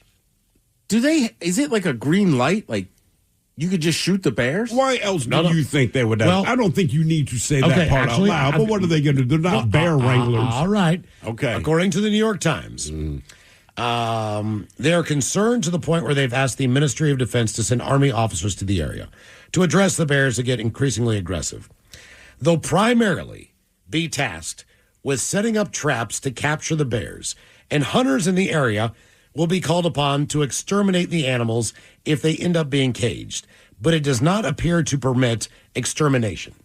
I don't understand. So it's a very gray area. I'm not sure I understand. Well, because you're sending the army to capture them, and then a hunter's going to kill it. Like, just let the army take care of it. Yep. That is my thought. They're kind of equipped. In Minot, North Dakota, the city is battling a squirrel scourge, they say. Squirrel scourge? They've been fighting rodents for 2 decades. And as they say, the humans are not winning. They are ferocious in their tunneling and exasperating the folks of the town, where they are burrowing everywhere from vacant lots to the middle of town. Now, that is North Dakota's 4th largest city. And they've got pest control guys that they're bringing in from out of town because there's so many of them to see if they can get these things. And there's 50,000 people that live there. But they say the problem has dramatically worsened recently. It's unclear how many squirrels live in Minot, but they, is that Minot? Minot or Minot? I think it's Minot, but I have no idea. It's spelled French, but I'm not sure. You never know. That's There's what I think of when I think North Dakota. Tens of thousands of them in the area. Cops. A woman, and Mike had this in headline, sparks a deadly fire trying to kill a cockroach in her apartment building. She was on the 5th floor. Mm-hmm. People passed away in that apartment building. Yes. She used a lighter and some hairspray. Didn't turn out. Another one. South Carolina couple's fiery neighborhood decor keeps fooling the neighbors and calling 911 because they think the home is on fire. Have you seen a picture of this? Yes. Yeah. An extravagant, spooky display have taken things up a notch this year. Their latest setup makes it appear as if their house is ablaze, with flickering yellow flames in every window and smoke billowing from the porch. Yeah. Now, there is, speaking of decorations, there is a neighborhood in downtown Baltimore, in Hamden, and they do this street of lights. Christmas, yeah. Okay. First of all, as far It as... is 64th Street, isn't it? 36th. Or 36th. 36th. Or 32nd. The houses are all... What's the movie? 34th. 34th is the movie. I think it's 36 in Baltimore. Not or sure. 32nd. But the entire neighborhood, the street is supposed to do all this stuff. Yeah. The homes are very old. They are separated, but they're wooden. Yes. All right? And if you know anything about Hamden, as far as how much energy that this thing generates, it's a fire. It's going to go up in flames at one point in time. But there were two people that used to picket outside of that display. Why? They lived there. Oh. All right? So we're just trying to pull in to that street. Oh, right. During the Christmas time. It is the 700 block of 34th. It is at 34th Street. Yes. But he's not, Miles is not wrong. Like hundreds of people. They lived there. They knew their neighbors. They would not put up any lights. Right. But in and they Baltimore, picketed, please, if you can, carpul here. Stuff like that. Hundreds of people show up to this. It's We like used to this do it. small treat in Baltimore, but every year, and they leave it up for like 6 weeks. It's awesome. It's not like there's a day that this happens. But there are two or three homes that won't do it. And they're tired of it. That's basically what, like, I'm tired of this. Those are the signs. And you got to remember, man, like, you just got guys standing there with a sign, like, please try to get as many people in one car as possible. That kind of thing, just so it was not as crowded. But even the sidewalks, people would walk down the sidewalks, they park their car, they encouraged them to walk through. They wanted them to do that instead of everyone drive down the street. That's what we always did. We parked, right? Because me and my mom and some of her, we used to go, and I mean, hell, I was a teenager, but it is so cool. But we would park, you park a couple blocks away and then you walk through. Yeah. And then you're right. There was a couple houses that didn't do it, but a lot of them would just sit on the deck or like a screened-in porch because they knew you were going to talk to them. Yeah. And they would just sit out there having drinks, kind of BSing. It's a good time. Another headline, cops. Despite his neighbors, he ate 2 of their pet peacocks. He ate them? Florida man facing felony animal cruelty charges after alleged killing and eating his own neighbor's pet peacocks in a heated dispute with his neighbor, according to police. A 60-year-old man slit the throats of the birds, cooked them up in a frying pan. He placed a letter in his neighbor's mailbox saying he killed the peacocks because the woman would not stop feeding them, and it was driving him nuts. They are loud. They're nasty. Not a big Peacock fan. And finally, one last He headline. did it humanely, though. Mm-hmm. Thank you for pointing that out. Yeah, well, you would know. What do you think Peacock tastes like, by the way? Oh, it's got to be close to like turkey. You think? I mean, they Some look dry ass. They're about the same size and stuff. I don't know. Yeah, it's like a disco I'm not turkey. sure. And believe it or not, 1 in 8 Americans claim they've lived in a home that was haunted at some point in their life. A poll done by Realtor.com found the vast majority of us think hauntings are at least possible. They heard weird noises. 51% said they heard a disembodied voice, shadowy figures, or ghosts. According to 61% of the people, they couldn't explain that. Objects moving around their own home. About 60% of those people said that. That's called having kids. Yeah, or a cat. Feelings of being touched, 50%. So at least they had that It's going my for uncle. them. And flickering lights. 50% saw flickering lights or appliances turning on and off. I don't think the flickering lights would lead me to believe my house is haunted. Our question, what was the most annoying thing that you had to deal with at a place you lived? 206-803-ROCK. Hello, Riley. Welcome to the men's room. Hola. Hola. Hey, so I used to live next to this do-it-yourself car wash, and this was in an apartment. And when I tell you, my apartment every Friday, Saturday night would be just shaking, and I would get no sleep, and it was terrible. Is that because of just the pressure of the hose? It's just the kind of characters that go to a car wash At Friday late at night? Gotcha. on a Also, they're Friday just night, they're just still thumping the music. Go. Yeah, if the sun goes down and you're at the car wash, I'm like, there's something in that car that I could probably smoke. That's my general guess. Yeah. And now, how long did you live there? Oh, I lived there like 3 years. Damn. All right, that's a long time. Actually, last time we went to Mexico, we should have probably looked at the calendar to understand what else might be going on. So we go down, we got the kids, we're there for a week. What we did not know, and we had a spectacular location, man. We are half a block away from the ocean. The town is right outside of the front door, and I'm like, man, this is awesome. This is the second time we stayed in the same place. There's a rooftop pool, which is a condition of my son going anywhere on vacation. There must be a pool. I'm like, dude, we got it all set up. It's Nice. perfect. Then we get in, we go out on the town, we have a good time, we start going to bed that night, and we are close to kind of the action on the boardwalks. You hear people talking, you can hear the bars, no big deal. Then all of a sudden there's a... And then this happens like 500 more times, and it's happening from every direction. So I go outside to see what's going on, and I'm like, oh, there's like a biker club in town. No big deal. And they're all revving their Harleys, all right? I get it, whatever. We finally fall asleep. Next morning I wake up. Doesn't look like they've gone anywhere. Turns out we are there for Bike Week. Yep. Dude, and we did not realize, and I mean, this goes people from Alaska to the freaking tip of Argentina. They all converge, so it had to be thousands of these motorcycles. And again, no big deal, and it's kind of cool during the day because there's some really cool bikes going up and down the roads. But at night, there was kind of like the can I out-rev you competition? Yeah. Yep. But it was done on the corner directly outside of the place we're staying. And one thing about Mexico, sound means nothing. Yeah. They do not. There's Yeah. no such thing as a noise ordinance there. They're like, well, then talk louder or plug your ears. It doesn't matter. These guys would rev their bikes, honest to God, until about 3 a.m. Yeah. And this was every night Same thing. that Same we were thing there, happened man. to me and my brother. This was years ago, right? The idiot my sister married. He was having a bachelor party in Ocean City. Okay. But he's a loser, so nobody's going. So Chris and I said, we'll go. We talked my cousin Tom into going, and it was like, I don't know, I can't remember the name of the week, but you know, like Volkswagens, like... Is it Jeep Week? No, they're like lowered. Like lowriders? Like the trucks? But they're like Volkswagens and Civics. They all Okay. have like the one loud, super loud exhaust that's Right. giant, and Yeah. they're like super low to the ground. I can't remember, but I mean, all night, all day. Right, it does not Them just revving, going up and down the street. It's just like, oh my God. Like, just dude, go to sleep. Look, I was not going to as tell far those as- guys that, man. Well, that's different. Bro, like and they were all cool. You know what I mean? Like all these bikers are out there, and they like that I smoked because I couldn't smoke in the building. So I'd roll down, and there's bars and all that right there. So they're hanging out, and I got to know a few of them. You know what I mean? But the last thing that I would do is like, hey, could you fellas keep it down? Because I would not be here now. No. And, like where I've lived in Seattle, it's cool that there's a lot going on because there typically is. When I lived in Fremont, the Fremont solstice, you kind of are locked in based on the fact that they closed down the roads.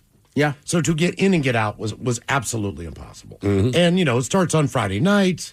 The parade's on Saturday. The festivities continue to Sunday. So basically until about 8 o'clock, you were pretty well locked into there. Didn't you go out of town this year?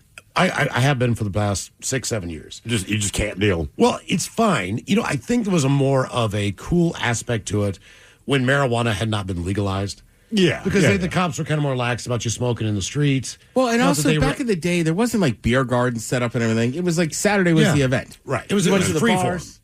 Yeah. And now it's corporate. Correct. Like you can only drink at a squared off area. I mean, cops are not going to give you a hard time if you're doing the red solo cup, but they are going to still go like, dude, don't be that obvious either. Now that all Didn't you this get is caught? legal, we have a problem with it. What's that? Didn't you get caught because you didn't even have it in a brown bag or something? Probably, yeah. Yeah, I thought. I mean, because this was when Norm's was open, so we just got to get 40s and walk around with 40s in paper bags because like the line's long enough. You instead of getting 2 beers, just get a 40 and walk around and drink out of it. But so then at one point in time, my kids moved out here from the East Coast, which was awesome. But the problem was my place was a 2-bedroom small place. Yeah. So if they're going to stay with me and live and all that crap, I need to have a little bit more room. So at that point in time, we moved to Wallingford and moved into a place there. Now, the 4th of July is the same thing. Right, yeah. It does not matter. They shut down the streets. You can't really get your car in and out of anywhere. You're kind of locked into that. Not the worst thing in the world. But in the meantime, I had bought that place in Fremont. So I was renting it out. And the first couple that rented out my house, it might have been like 2 or 3 weeks after solstice. And the guy, Craig, he's like, hey, I saw him because there was something going on with the place I needed to fix. And he goes, man, solstice, he's like, you've got a lot of friends. And I'm like, what are you talking about? He's like, people knocked on our door probably at least 10 times to either get a beer, take an S, use the bathroom, take 5, just get a break from everything, do the thing, get a drink. They're going to bring you weed or whatever the deal was. He's like, man, like some knocks were 11 o'clock at night. Some were, early in the morning, like the parade morning, like, hey, man, you want to grill? Do a shot. Right, exactly. Whatever the deal was. So I was like, I am sorry that happened. Yeah, that's I mean, that place is, if you're going to go to Solstice and hang out, you have a prime location. Yeah, you have the spot. I mean, if you have to take a dump, whatever the deal is, man, I am right there. And apparently his doorbell was ringing for 2.5 days straight. And the thing is, if I rang your doorbell and that guy answered, I would still assume you're just home. Well, hey, also, man, let Miles know I'm about to drop a heater. Yeah. And then, we have to do no. Hey, okay. So this guy's also a doctor. So he did not know that, man, like he had to have the cops move barriers because he had to go to work at a hospital. Oh. So he's like, man, just give people the heads up if you ever rent anybody else, that that weekend it's kind of problematic to get around. I'm like, man, I did not even put 2 and 2 together. You wouldn't even cross your mind, right? But so he was like, yeah, that was pretty crazy. He's like, a lot of people. And I'm like, I don't know that. He's like, man, they were rolling up in like 8 groups, or 8 people in a group. And I was like, what did they look like? Give me an idea who these that people were. Probably means two of them knew you. They got 6 of their friends. Exactly. Oh, dude, Miles is cool. Right. Yeah, you can poop in his house. Grab beers, smoke weed, do whatever you want. Watch little sports or whatever they're doing. Oh, yeah. But I was like, man, that's my bad. Right, exactly. My bad. So sorry. What was the most annoying thing that you had to deal with in a place you live? 206-803-ROCK. For me right now, my son cannot not bounce a ball. He always has a volleyball, all right? But sometimes...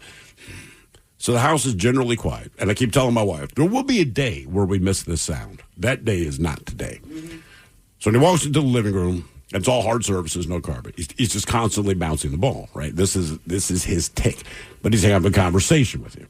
And then he'll walk into the kitchen, and he kind of does like a fake layup off of the cabinets and bounces it off the wall. It's constantly moving. And then even when he sits down, he puts the ball under his feet and kicks it off the wall, right? So, but it is freaking constant. So I'm kind of used to it. But I realized, it was like 2 weeks ago or something. My daughter had gone to bed. My son had not yet. And she walks down the hall, and she's just pissed. She's like, you need to talk to my brother. So what did he do? She's like, listen. And then you realize she's like, I'm on the other side of the wall. I'm like, oh, God, right. So I'm like, hey, bud, man, your sister's trying to sleep. He's like, oh, right, my bad. 5 minutes passes.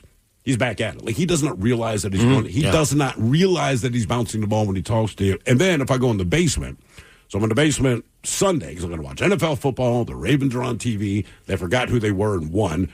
So I'm downstairs watching it. Obviously, he's in the kitchen, and I mean, just...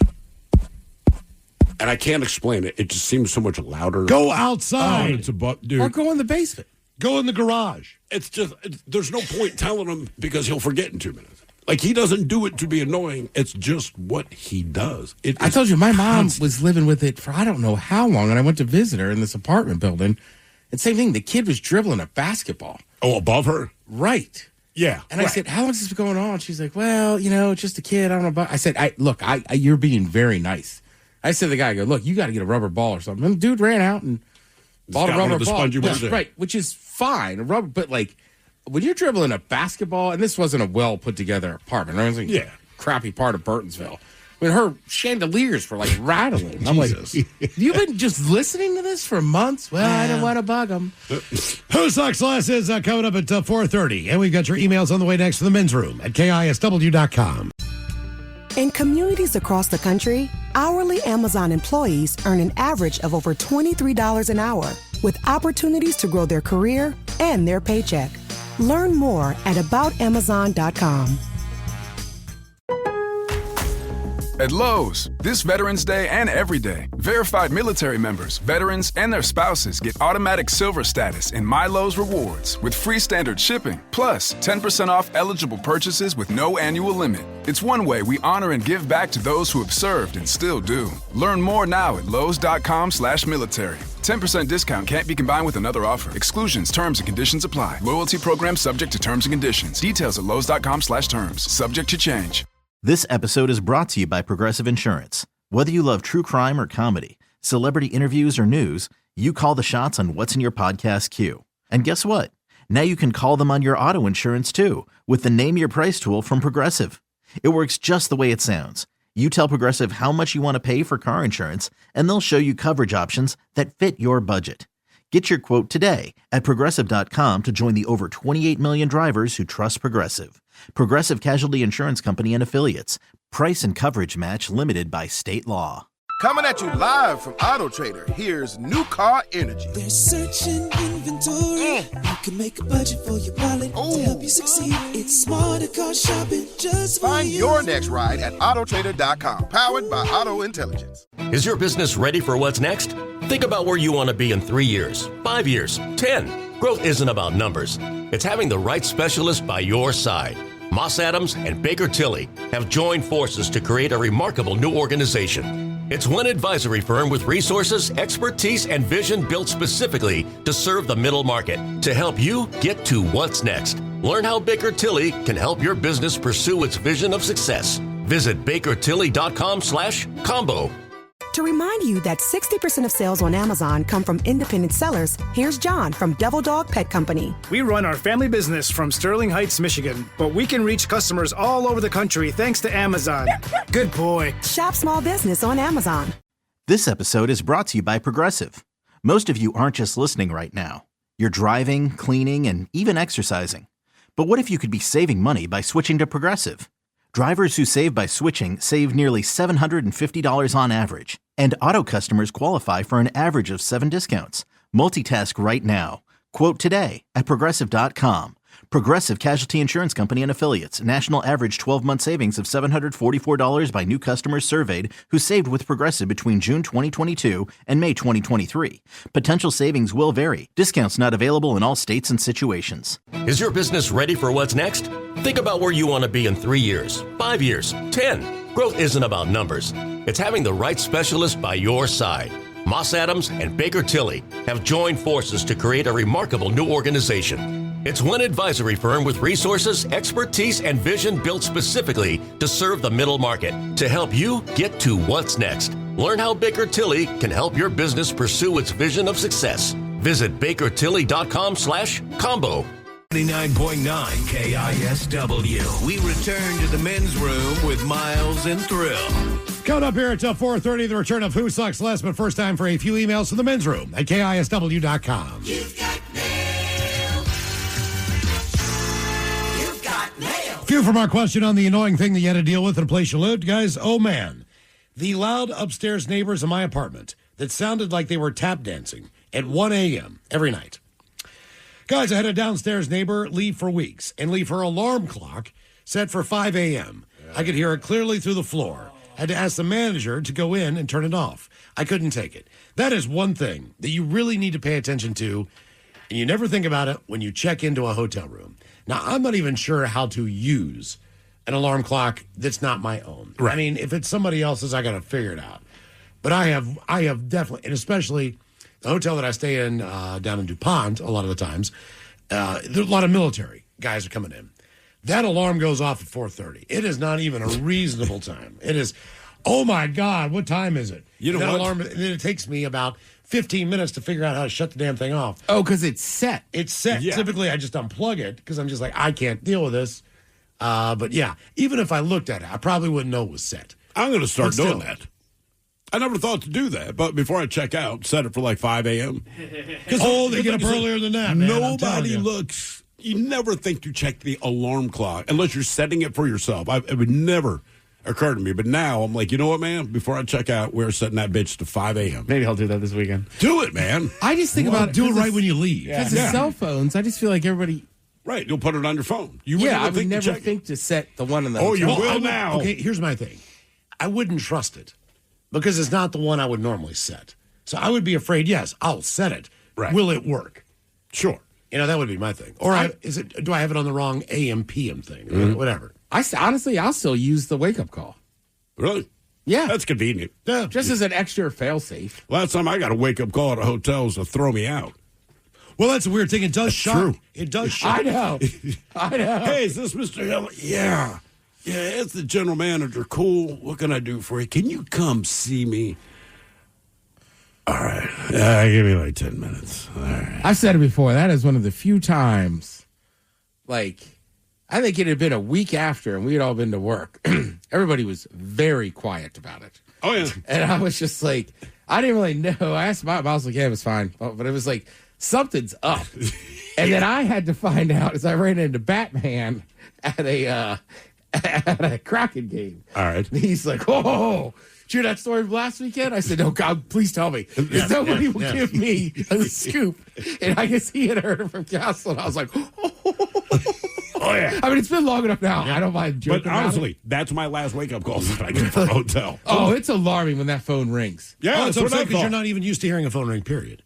Yeah. So when it rings, it definitely wakes you up. Even when you and it typically happens like when you're on a holiday at a nicer place or just a more of a vacation destination. Yeah. Like as soon as you check into the hotel room, as soon as they have to bring the bags up for you, whatever the deal is, you walk in the hotel room, you take a crap, whatever, all of a sudden the phone's ringing. Mm-hmm. And you're like, well, I was just down at the front desk. You pick up the phone. They're like, if there's anything that we can help you with throughout the weekend. I'm like, I would ask you down there, man. Like, we've literally just been apart making sure for your room's 5 okay. minutes. Like, Yeah. yeah, man, you made the towel into a swan on the bed. Things are fine. Cool. Like it's nice.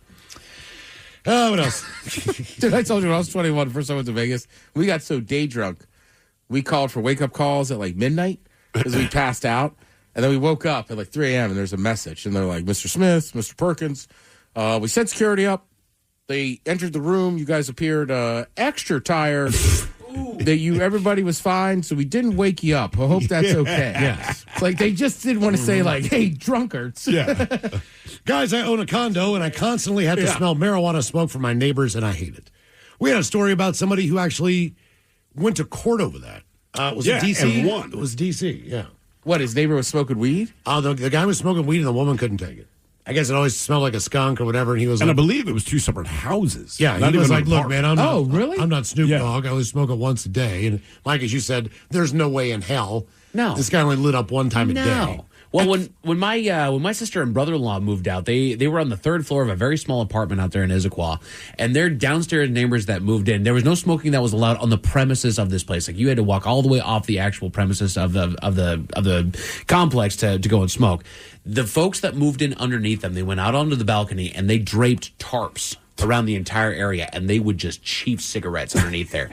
And that wouldn't be awful, but it leached all the way up to the floor of the patio of the balcony that my sister and brother-in-law lived in, and they would get that smoke billowing in every night, dude. Every night. And cigs are just different. Yes. The smell doesn't go away. Right. Also, if you're ever in that situation as an adult, like just They're called Smoke Buddies. They're very affordable. What's Smoke Buddy? You ever use back in the day when you put like air fresheners in a tube? Yeah. Kind of like a floof? Yep. So the Smoke Buddy just has a charcoal filter in there. Oh, okay. And when you blow into it, it just kind of exhales. And it I have heard it cuts down. That's what you've Some heard. people Yeah, have said yeah, yeah. it works very well. Yes, they have. Guys, these ass hats that have been my neighbors now for 5 years, they let their yippy tiny dog run loose. Got toddlers in Essie diapers, sticking their hands through the fence, harassing my dog. Jesus Christ. And wandering the streets. They built a ramshackle shed in their backyard and got folks living in it. Then last month, the sheriff raided that shed while tracking a guy who was waving around a gun at a daycare up the road. Jesus. There's even body cam footage of that. And one more. Old gentleman, back when I got married, had an apartment in Kirkland. For a full month in the middle of the night, we get calls from a fax machine. Never found out who was doing it, but very annoying. Stay weird, guys. That's funny, though. Time for a couple of birthdays here, brought to you by Men's Room Roasted Red Salsa from San Juan Salsa Company. Step responsibly. Let's see what we got here. All the Pacholas, I want to wish my friend Broden a happy 18th birthday. Couldn't get your penis is too small, a suck-it-up cupcake, and the captain talking about how he celebrated his 18th. Thanks, guys. Love the show. That from John. So, suck it up, cupcake! Ooh, well, ahoy there, and happy 18th birthday. You're officially an adult. The Capitan had his 18th birthday. That's the first time he met Snap, Crackle, and Bloat. Well, as it turns out, poor Bloat was mauled to death by a tiger, who we later hired to pitch Frosted Flakes, and then we hired Pop, fresh off the boat, so to speak. It's actually Pop-O. We told him drop the O and no one will know. Take that, ice. Crunch berries. And finally, all he's the here Pacholas. illegally. You don't know. I did not know Snap Pop. and Crackle. No, Snap and Crackle. They're here legally. Pop is not here Pop legally. is not. I cannot believe he just does these commercials and flaunts it, man. El Papo. I'm El Papo. Pacholas, hoping you'll give a killer birthday shout-out to my dad, Greg. He turned 50 years old today, and I'm not with him. Love you, Cuddy. That from Malia. Give him a dealer's choice there on his 50th birthday. Very good, yeah. She wants a D, and she's going to get one. Throw one more in for bartender buddy of mine, Crystal. Crystal. Happy What sound birthday. effects you Crystal have? I don't know. What do you think, Mike? Farts? Is she a bartender? Yeah. Oh. All right, yeah, she gets some Coke in. I'll tell you what, I'm going to stop by the bar at some point this weekend. Might be dressed up, might be looking like Coach. Could be Ted Lasso. You ever seen Ted Lasso cocaine? I'll be Ted Lasso cocaine. All right, guys. Here you go. Happy birthday. Happy birthday. Happy birthday to you. Ya's a Dirty Germans brought to you by Men's Room Original Sausage. Available through Uli's world famous sausage, mensroomlive.com, and other fine retailers. Schweinefleisch. No! In communities across the country, hourly Amazon employees earn an average of over $23 an hour, with opportunities to grow their career and their paycheck. Learn more at aboutamazon.com. This episode is brought to you by Progressive Insurance. What if comparing car insurance rates was as easy as putting on your favorite podcast? With Progressive, it is. Just visit the Progressive website to quote with all the coverages you want. You'll see Progressive's direct rate, then their tool will provide options from other companies so you can compare. All you need to do is choose the rate and coverage you like. Quote today at Progressive.com to join the over 28 million drivers who trust Progressive. Progressive Casualty Insurance Company and Affiliates. Comparison rates not available in all states or situations. Prices vary based on how you buy. Is your business ready for what's next? Think about where you want to be in 3 years, 5 years, 10. Growth isn't about numbers. It's having the right specialist by your side. Moss Adams and Baker Tilly have joined forces to create a remarkable new organization. It's one advisory firm with resources, expertise, and vision built specifically to serve the middle market to help you get to what's next. Learn how Baker Tilly can help your business pursue its vision of success. Visit bakertilly.com/combo. Coming at you live from Auto Trader, here's New Car Energy. They're searching inventory. You can make a budget for your wallet to help you succeed. It's smarter car shopping just for Find you. your next ride at autotrader.com, powered by Auto Intelligence.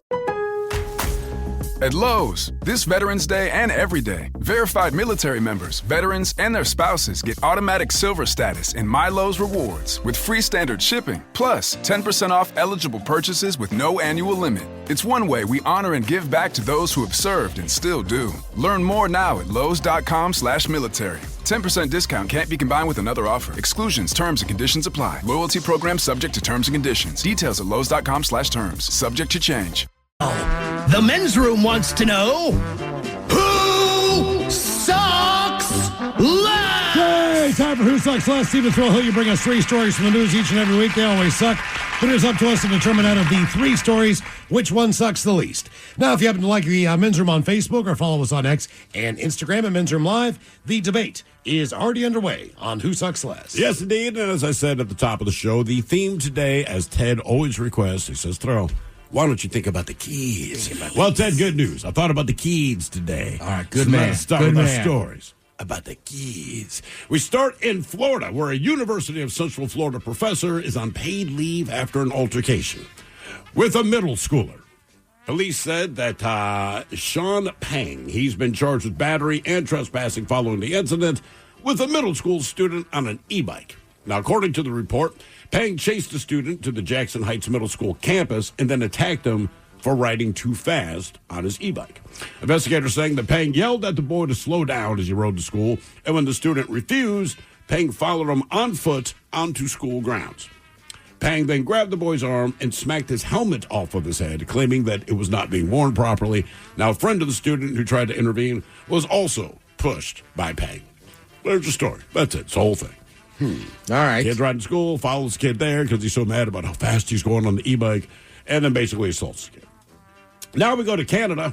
A Toronto mom says that things took an unpredictable turn when her 12-year-old son asked Tesla's AI chatbot Grok which professional soccer player it prefers, Ronaldo or Messi. All right? Pretty simple. Sure. So, Farah Nasser, she says, quote, my son was very excited to hear the chatbot's thoughts on Ronaldo. And the chatbot said it believed that Ronaldo was the better player. Now, she was driving with her son, who's 12, her 10-year-old daughter, and her daughter's friend. They're driving home after school. This is when the interaction took place. Now, she said there was some messy trash talking about the chatbot, and then her son joked that Ronaldo had scored. That's when the conversation went to an unexpected place. Quote, the chatbot said to my son, why don't you send me some nudes? The mom says, I was at a loss for words. Why is a chatbot asking my children to send naked pictures in our family car? It just didn't make sense. Now, she said that she'd known what the chatbot was capable of, and she would have avoided using it around her children had she known that's where it would go. She says, hindsight is 20/20. I would not let my child use this thing. She says her family, they've owned the Tesla Model 3 since 2022, but the new AI chatbot, it's a new feature that was automatically uploaded into certain Teslas. So they just kind of got it on the house. Anyway, it has several personalities you can choose from. There's, let's see, an upbeat female, a calm dude, a soothing female, a smooth dude, and then a lazy dude. Anyway, they went for Gork. I'm not sure which Gork is, but Gork's the one that asked for naked pictures. She says that a separate not safe for work setting was not enabled, but admits she didn't activate the kids mode function either, but still she says she was shocked that the chatbot's default setting allows this type of content. As she says, it was just a conversation about soccer and then asking for nudes. That had to be a fun car ride. I just send me a naked picture, and we're out. Well, regardless of the kid on the e-bike, whatever speed he was driving, he didn't deserve to get his helmet smacked off his head. Or be grabbed by a grown-ass man. And yelling at him. But we got one more story. Oh, okay. Sorry. I got lost. Now we go to Texas, where a mom's accused of packing up her entire apartment while her child was at school and then moving without telling him. Erica Sanders, this story is weird. So, Erica Sanders, she's been charged with felony child endangerment after moving out of her apartment where she and her 12-year-old son were staying while he was at school without informing him. Now, the middle schooler's principal alerted police to the situation on Friday after the 12-year-old, upon exiting the school bus to go home, saw that his family had packed up and moved without him. Says the furniture and other household items that had been in the apartment when the young boy left for school Friday morning were gone as of Friday afternoon. Now, an officer described the unit as, quote, empty and completely barren, and said the boy did confirm the apartment was not like that when he left. While police were at the home, a neighbor told officers that Sanders and her boyfriend, one Kevin Adams, they had a history of kicking her son out of the apartment. One of the responding officers echoed this, stating that there was a history of contention between the couple and the child. They never say what it was about. Now, the boyfriend told police that his girlfriend had not abandoned her son, but that she was living with him now and her son was not welcome in his home. Just let that sink in for a second. Now, the woman, she said that the kid's uncle was meant to pick her son up from school, but she refused to provide officers with contact information or any additional information about the man. That's when the boyfriend then told officers that he's going to come pick up the kid and bring him to his uncle. But several hours passed with no attempts to get the kid. Officers also got in contact with the uncle's girlfriend and said he had no knowledge that he was supposed to pick this kid up. Now, officers brought the 12-year-old to the police department and they alerted Child Protective Services. Following a conversation with both the mother and father, CPS told officers to release the boy to the boyfriend, who had refused to provide the couple's new address. So police had to consult water utility records to find out where he frickin' lives. Keep in mind, CPS is like, no, it's in the back. So eventually, at around 9:20 p.m. the same day, the boyfriend finally took custody of the boy at the home, but told officers he would not take the child if there was an arrest warrant out for the kid's mother. Both the boyfriend and the kid's mother were arrested, and the case has been forwarded to the prosecutor's office for review. Jesus. Well, that one sucks the most. I would agree. I think almost CPS sucks the most of this one. That blows my mind. You're not protecting the CPS child. said- It's right there in the name. I mean, I don't know what the reasoning was. Obviously, you don't want to make this kid's life a disaster, but it already is. But the boyfriend's like, hey, no, he's not welcome here. I don't want him here. Like, There must have been a woman. There must have been a warrant for her arrest. I don't think she initially had a warrant out for her arrest. I think because of what was going on with the kid, the cops were like, hey, man, you abandoned your kid. Now we have to arrest you. Okay. So his point, he said a warrant, and they're probably like, well, there's no warrant, but she's still going to be arrested. I guess, wow. Yeah. I mean, you can't ask a 12-year-old to send nudes. You can't, but it's a computer. It is. But again, I mean, like I said, you know my thoughts on AI. I mean, the eye is a little questionable, but that's just a buggy program at that point. But I'm just saying the other two involve human adults making poor decisions. Poor decisions. Like smacking the kid in the helmet, like Miles said, chasing him down. Also, that guy must be super fast. That kid was going that fast that he caught him on foot. I think you're right. Right? It's just like he chased him down. Like, well, he couldn't be going that fast. Yeah, if you can catch him, the kid's not going that fast. Damn. Right. And then the mom in Texas, it's a 12-year-old. Right? I mean, she just straight up, but that's the weird thing is, both the neighbors and one of the cops are like, yeah, this has happened before. Or at least there's a history of bad stuff going on. I mean, it's tough enough to date a woman with a dog. Like, that dog's part of your family. Right. I can't imagine dating a single mom and then being like, I hate your kid. Like, that's her kid. Like, that's part of the deal. But that's okay. Mm-hmm. I can't imagine the mom going, yeah, you're right. Right. That's what, right. That's the worst. They both suck. Yeah. Don't get me wrong. But in the end, I'm just going to say because it's a robot, there's a bug in it. And Ronaldo was often shirtless. He was. So maybe I'm just hoping it's that was my thought. If there's any connection is that Ronaldo liked to be topless in his photos because he's built the way we'd all like to be. And he made it a point to show you, so maybe the AI reached that conclusion. Debate continues on Who Sucks Less. If you like the Men's Room on Facebook, follow us on X and Instagram at Men's Room Live. All right, coming up here at 5:08. We will drink and toast with a shot of the day. You are listening to the Men's Room. To remind you that 60% of sales on Amazon come from independent sellers, here's John from Devil Dog Pet Company. We run our family business from Sterling Heights, Michigan, but we can reach customers all over the country thanks to Amazon. Good boy. Shop small business on Amazon. This episode is brought to you by Progressive. Most of you aren't just listening right now. You're driving, cleaning, and even exercising. But what if you could be saving money by switching to Progressive?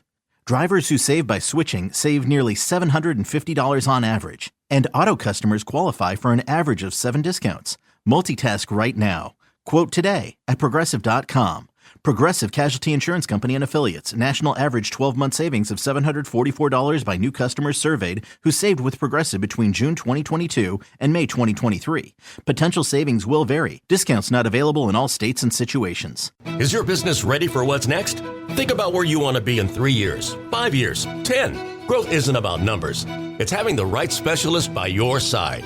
Moss Adams and Baker Tilly have joined forces to create a remarkable new organization. It's one advisory firm with resources, expertise, and vision built specifically to serve the middle market to help you get to what's next. Learn how Baker Tilly can help your business pursue its vision of success. Visit bakertilly.com/combo. You're tuned into Auto Intelligence, live from Auto Trader, where data, tools, and your preferences sync to make your car shopping smooth. They're searching inventory. Oh, yeah. They find what you need. They're gonna find it. You can make a budget for your wallet to help you succeed. Pricing's precise and true. So true. It's smarter car shopping. Ooh. Just for you. Oh, it's just for you. Ooh. Find your next ride at autotrader.com. Powered by Auto Intelligence.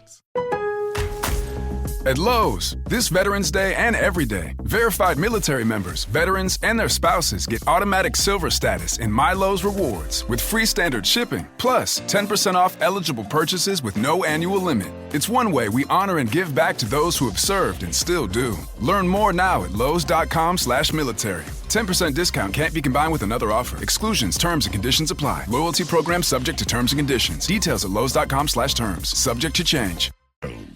Coming up here until 5:08, we'll drink a toast with a shot of the day. And we do have your headlines on the way at 5:50. But first, quick check on Mike Hogg and some of the stories and headlines he is not working on. Well, thank you, Miles. Influencers in China will now be required to have a degree in order to speak on health, law, and finance. I mean, at that point, you're talking to... look, in theory, it's not a bad idea, but once you call someone an influencer, generally speaking... this is someone who gives their opinion about whatever it is they're doing. Sure. I don't think there's anything wrong with what they're asking. It's not that. Like, I would prefer to think that someone actually has knowledge of what they're talking about. Right. But I just feel like in a world of influencers, like, if you take them seriously, that's at your own peril. Well, I think it's not just that, but nowadays there's a lot of people that just wear scrubs and give them medical advice. Yes.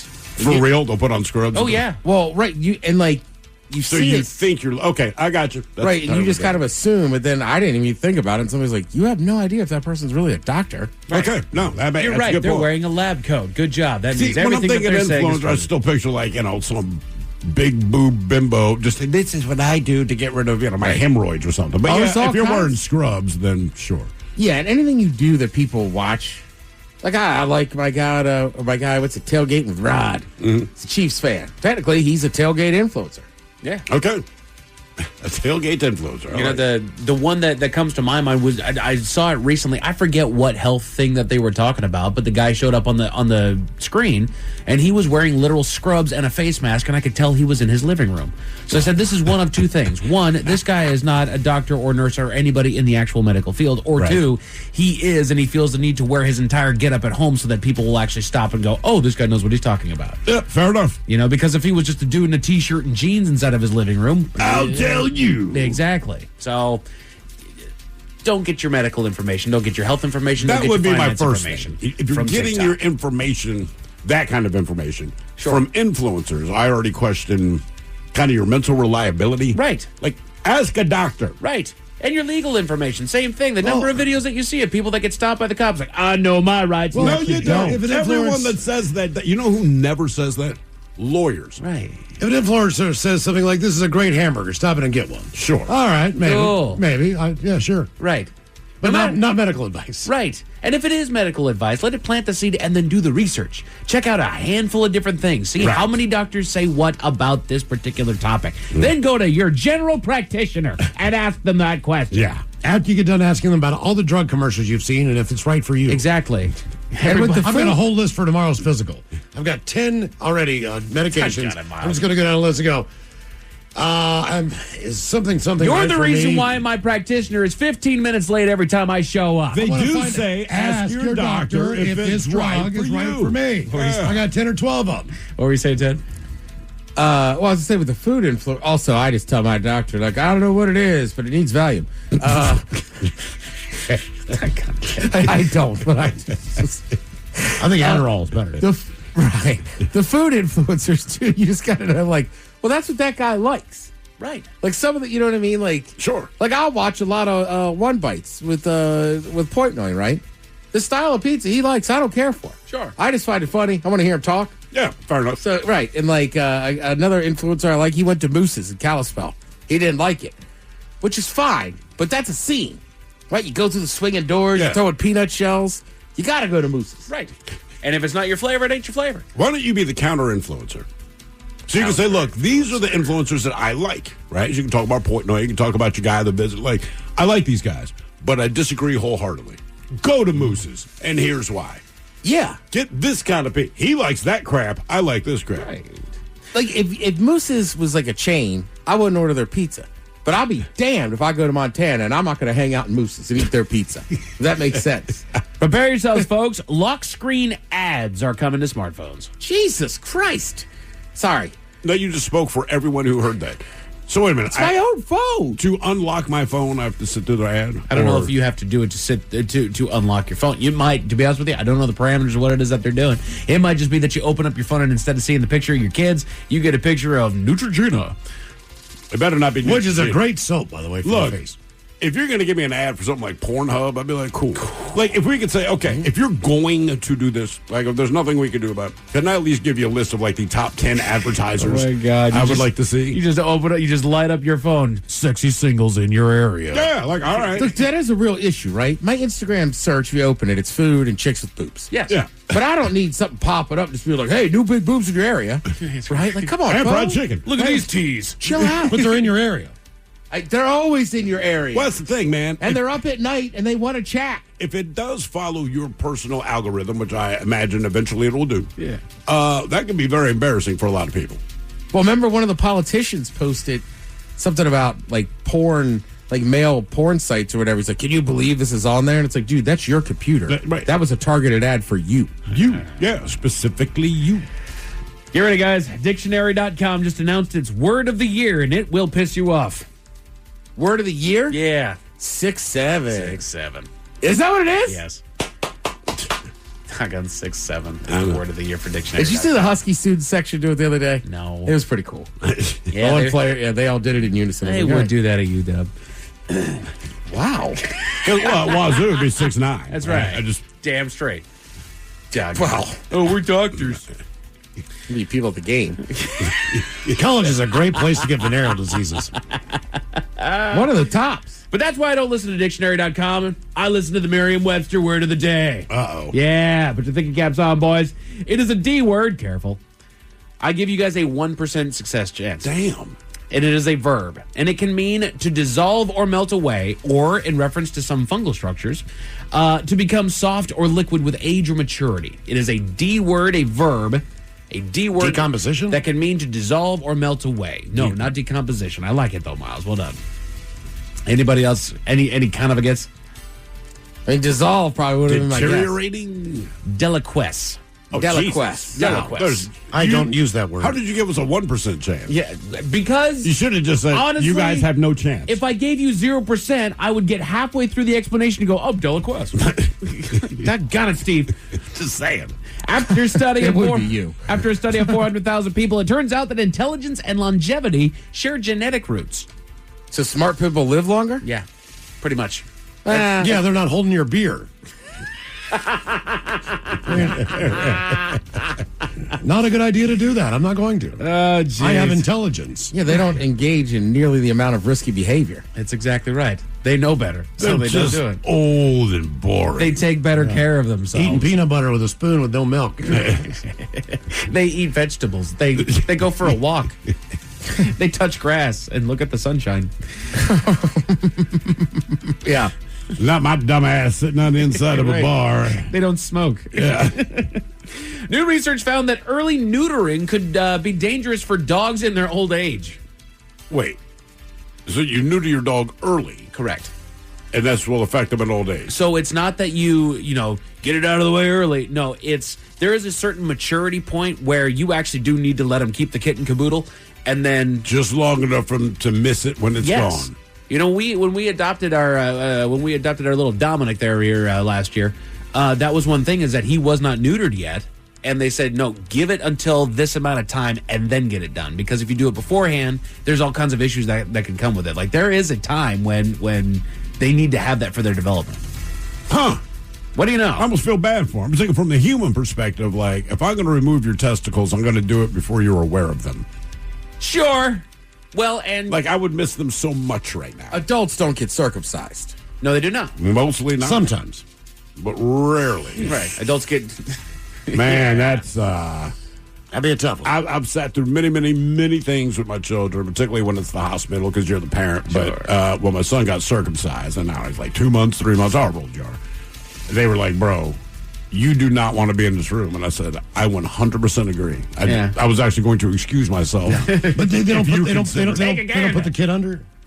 No. I don't think you can. I don't think they're way too young to put them under, man. And when I saw the contraption, not the thing that they use to trim the foreskin. I don't know what that looks like, right? It's the splint they put it in. But yeah, and so we're in this room, and they're kind of bringing us up to speed on everything that's going to go down. And my attention just keeps getting diverted.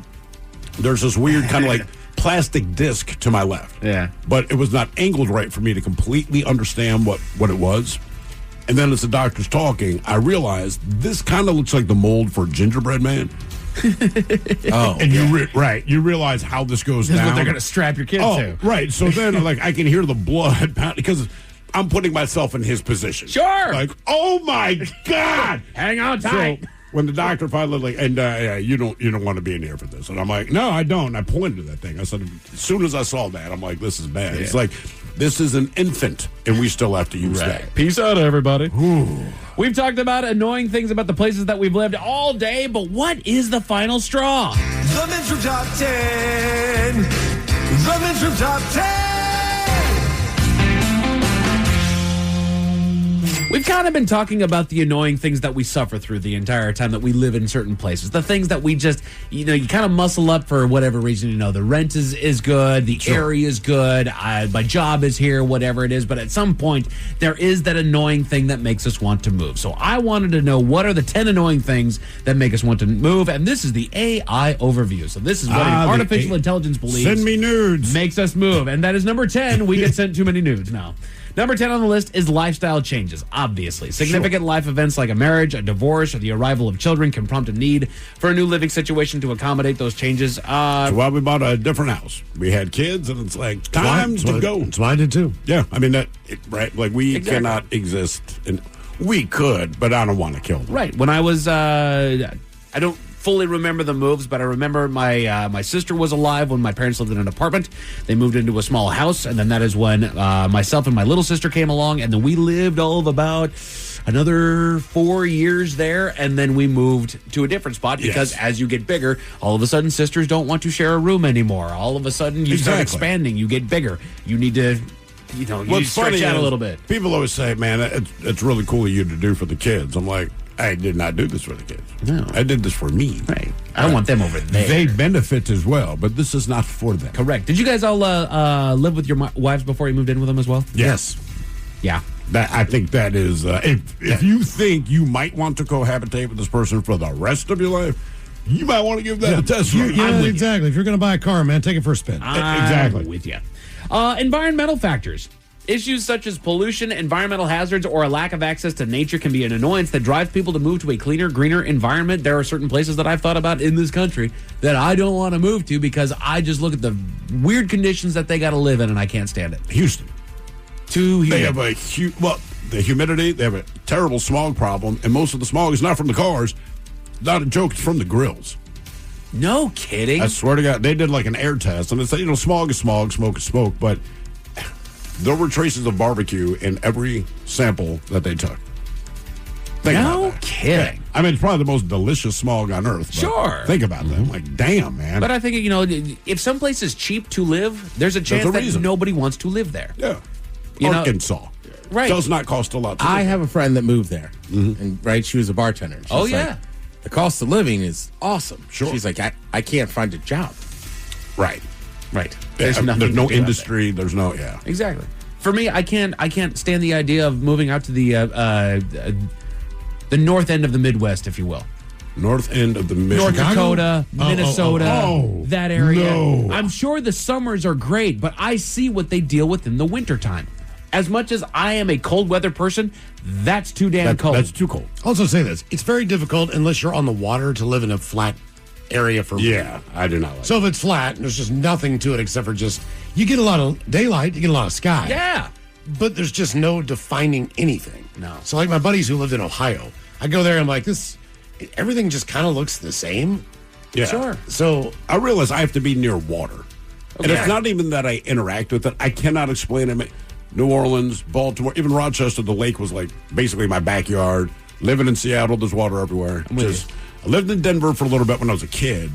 But, man, I can't explain it. Even as a child, between the ages of 7 and 9, somehow I was aware that there's no body of water around me. I don't know why that matters. I'm with you, though. It doesn't make sense, but like any city I live in, like, I have access. And again, I'm the last guy you'll find at the beach or on a boat or any of that, but I just... And I'm there with you. Yeah. You know me, I hate the beach, but now that I think on it, I these need to places be that near I've gone, water. if I see gray, long plains of just infinite ground, I'm uncomfortable. I can't do it. I need to know that on the other side of that hill, there's a body of water. That's it. I And don't it's know why. ridiculous, but it's the exact same way. And if there's a river, it'll flood. No kidding. No yeah, if kidding. you're in a flat place, for sure. Deteriorating home values. Again, these are the 10 annoying things that make us want to move. If nearby homes fall into neglect, overall property values in the area will decline. And this is a major concern for homeowners looking to protect their investment. Yeah. I mean, it's the biggest investment you're going to make, presumably.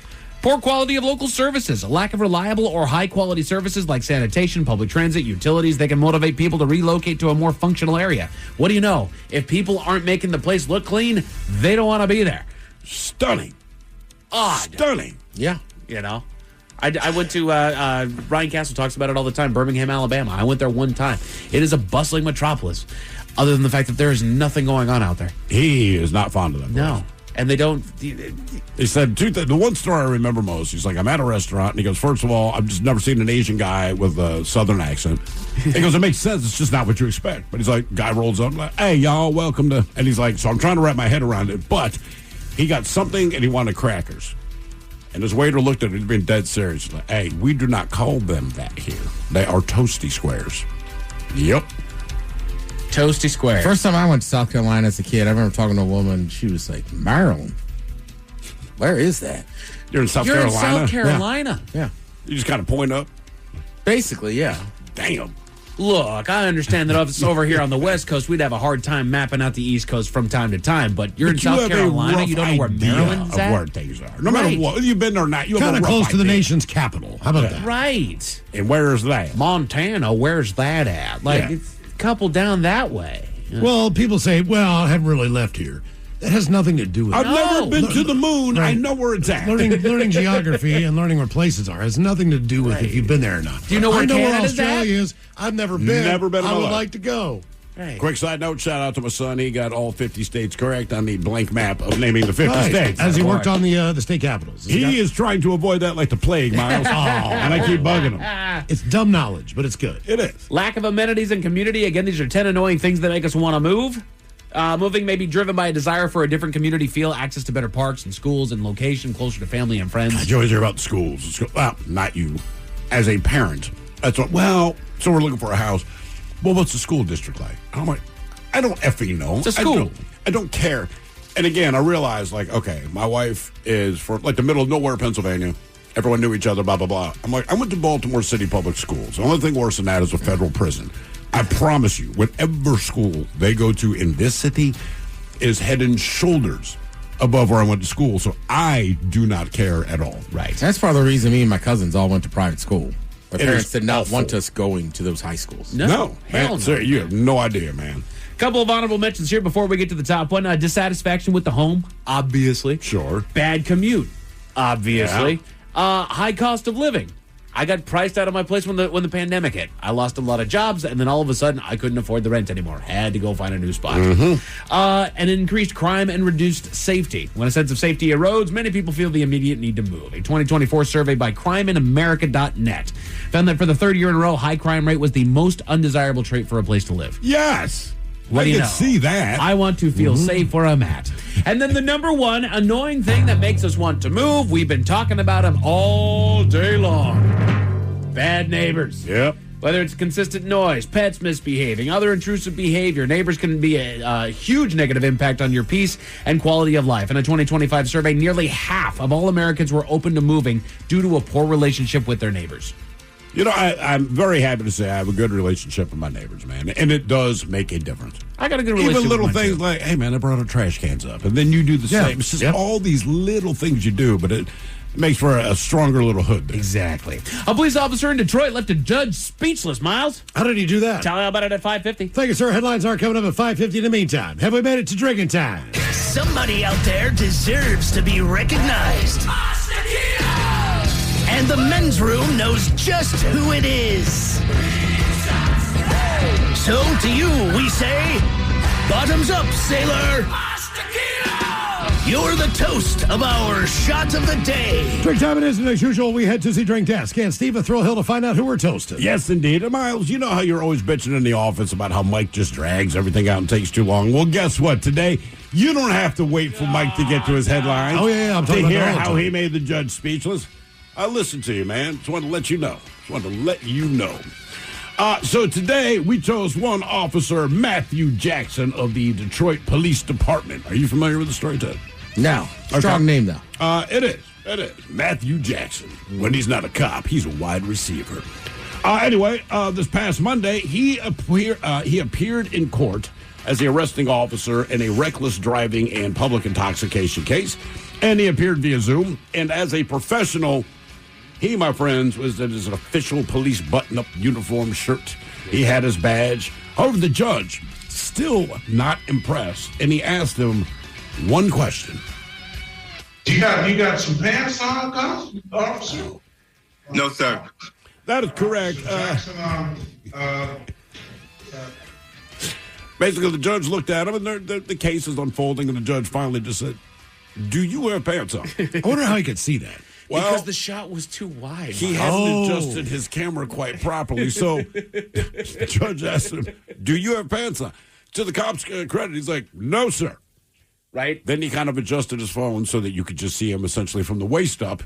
Wasn't so obvious. One of the lawyers apparently in the case was a little taken aback, but to the judge's credit, once the camera was adjusted, he just moved on with the trial. Damn. But I was like, do you have pants on, officer? You got some pants on, officer? Officer? Yeah. You have pants that'd be, no, sir. We could do that on YouTube now. I know. Yeah. Are you wearing pants? I'm not. Are we supposed to be wearing pants? You don't have to. There is no rule where they said we have to wear pants. I've not seen one rule in the 20 years I've been at this station that required us to wear pants. Just throwing it out there. So we pour this booze and we drink this booze because we think it's yummy. Yummy! So over the tongue and down the throat to party in our tummies. Down the hola bichola. All right, it's going to contest online now for Profile This, 206-803-ROCK. Profile This is next. In communities across the country, hourly Amazon employees earn an average of over $23 an hour, with opportunities to grow their career and their paycheck. Learn more at aboutamazon.com. This episode is brought to you by Progressive. Most of you aren't just listening right now. You're driving, cleaning, and even exercising. But what if you could be saving money by switching to Progressive? Drivers who save by switching save nearly $750 on average, and auto customers qualify for an average of 7 discounts. Multitask right now. Quote today at Progressive.com. Progressive Casualty Insurance Company and Affiliates. National average 12-month savings of $744 by new customers surveyed who saved with Progressive between June 2022 and May 2023.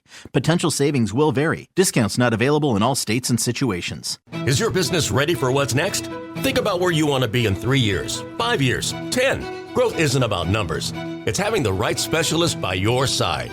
Moss Adams and Baker Tilly have joined forces to create a remarkable new organization. It's one advisory firm with resources, expertise, and vision built specifically to serve the middle market to help you get to what's next. Learn how Baker Tilly can help your business pursue its vision of success. Visit bakertilly.com/combo.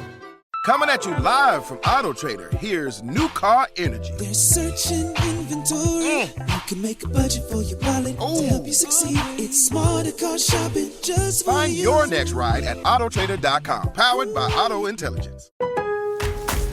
At Lowe's, this Veterans Day and every day, verified military members, veterans, and their spouses get automatic silver status in My Lowe's Rewards with free standard shipping, plus 10% off eligible purchases with no annual limit. It's one way we honor and give back to those who have served and still do. Learn more now at lowes.com/military. 10% discount can't be combined with another offer. Exclusions, terms, and conditions apply. Loyalty program subject to terms and conditions. Details at lowes.com/terms. Subject to change. To remind you that 60% of sales on Amazon come from independent sellers, here's John from Devil Dog Pet Company. We run our family business from Sterling Heights, Michigan, but we can reach customers all over the country thanks to Amazon. Good boy. Shop small business on Amazon. This episode is brought to you by Progressive. Most of you aren't just listening right now. You're driving, cleaning, and even exercising. But what if you could be saving money by switching to Progressive? Drivers who save by switching save nearly $750 on average. And auto customers qualify for an average of 7 discounts. Multitask right now. Quote today at Progressive.com. Progressive Casualty Insurance Company and Affiliates. National average 12-month savings of $744 by new customers surveyed who saved with Progressive between June 2022 and May 2023. Potential savings will vary. Discounts not available in all states and situations. You're tuned into Auto Intelligence, live from Auto Trader, where data, tools, and your preferences sync to make your car shopping smooth. They're searching inventory. Oh, yeah. They find what you need. They're gonna find it. You can make a budget for your wallet to help you succeed. Pricing's precise and true. So true. It's smarter car shopping. Ooh. Just for you. Oh, it's just for you. Ooh. Find your next ride at autotrader.com. Powered by Auto Intelligence. The Men's Room presents Profile This. And Stephen Throwhill, could you please tell everyone how Profile This is played? Oh, I sure can, Miles. It's a simple game where we share with you a real-life news story, something that happened right here on planet Earth. Earth. And as you listen to the story, based on the stereotypes you believe to be true of people and the decisions that people make, we'll ask you what it is you think makes the story a story. Hello, Will. Welcome to the Men's Room. Hola, bichola. Hola. All right, Will, you understand how this here game is played? Yes, sir. Fantastic. Your choices today. We have Hit Me With Your Best Shot, where you guess the unconventional object that someone chose to use as a weapon.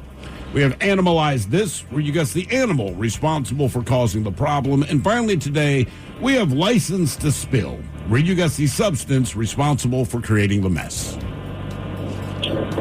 Let's go. Hit me with your best shot.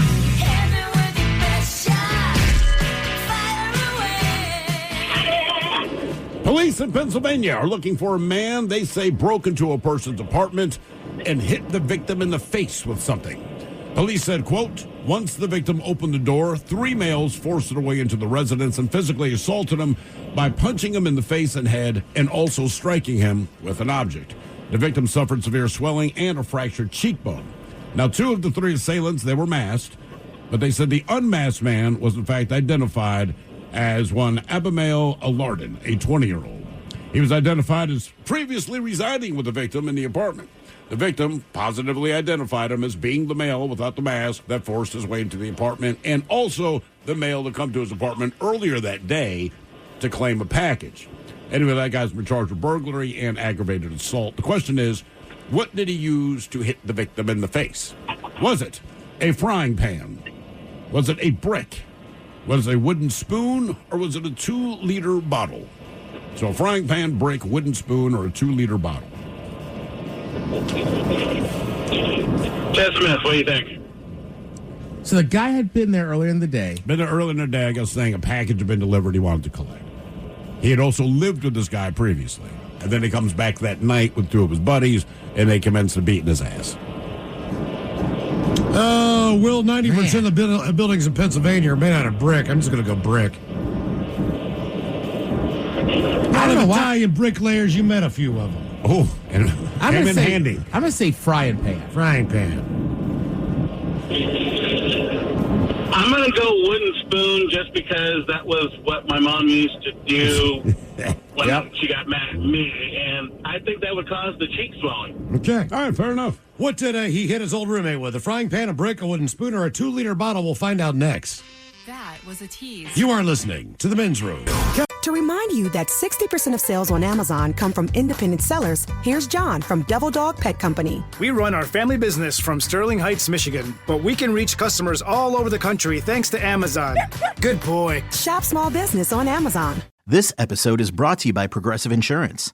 What if comparing car insurance rates was as easy as putting on your favorite podcast? With Progressive, it is. Just visit the Progressive website to quote with all the coverages you want. You'll see Progressive's direct rate, then their tool will provide options from other companies so you can compare. All you need to do is choose the rate and coverage you like.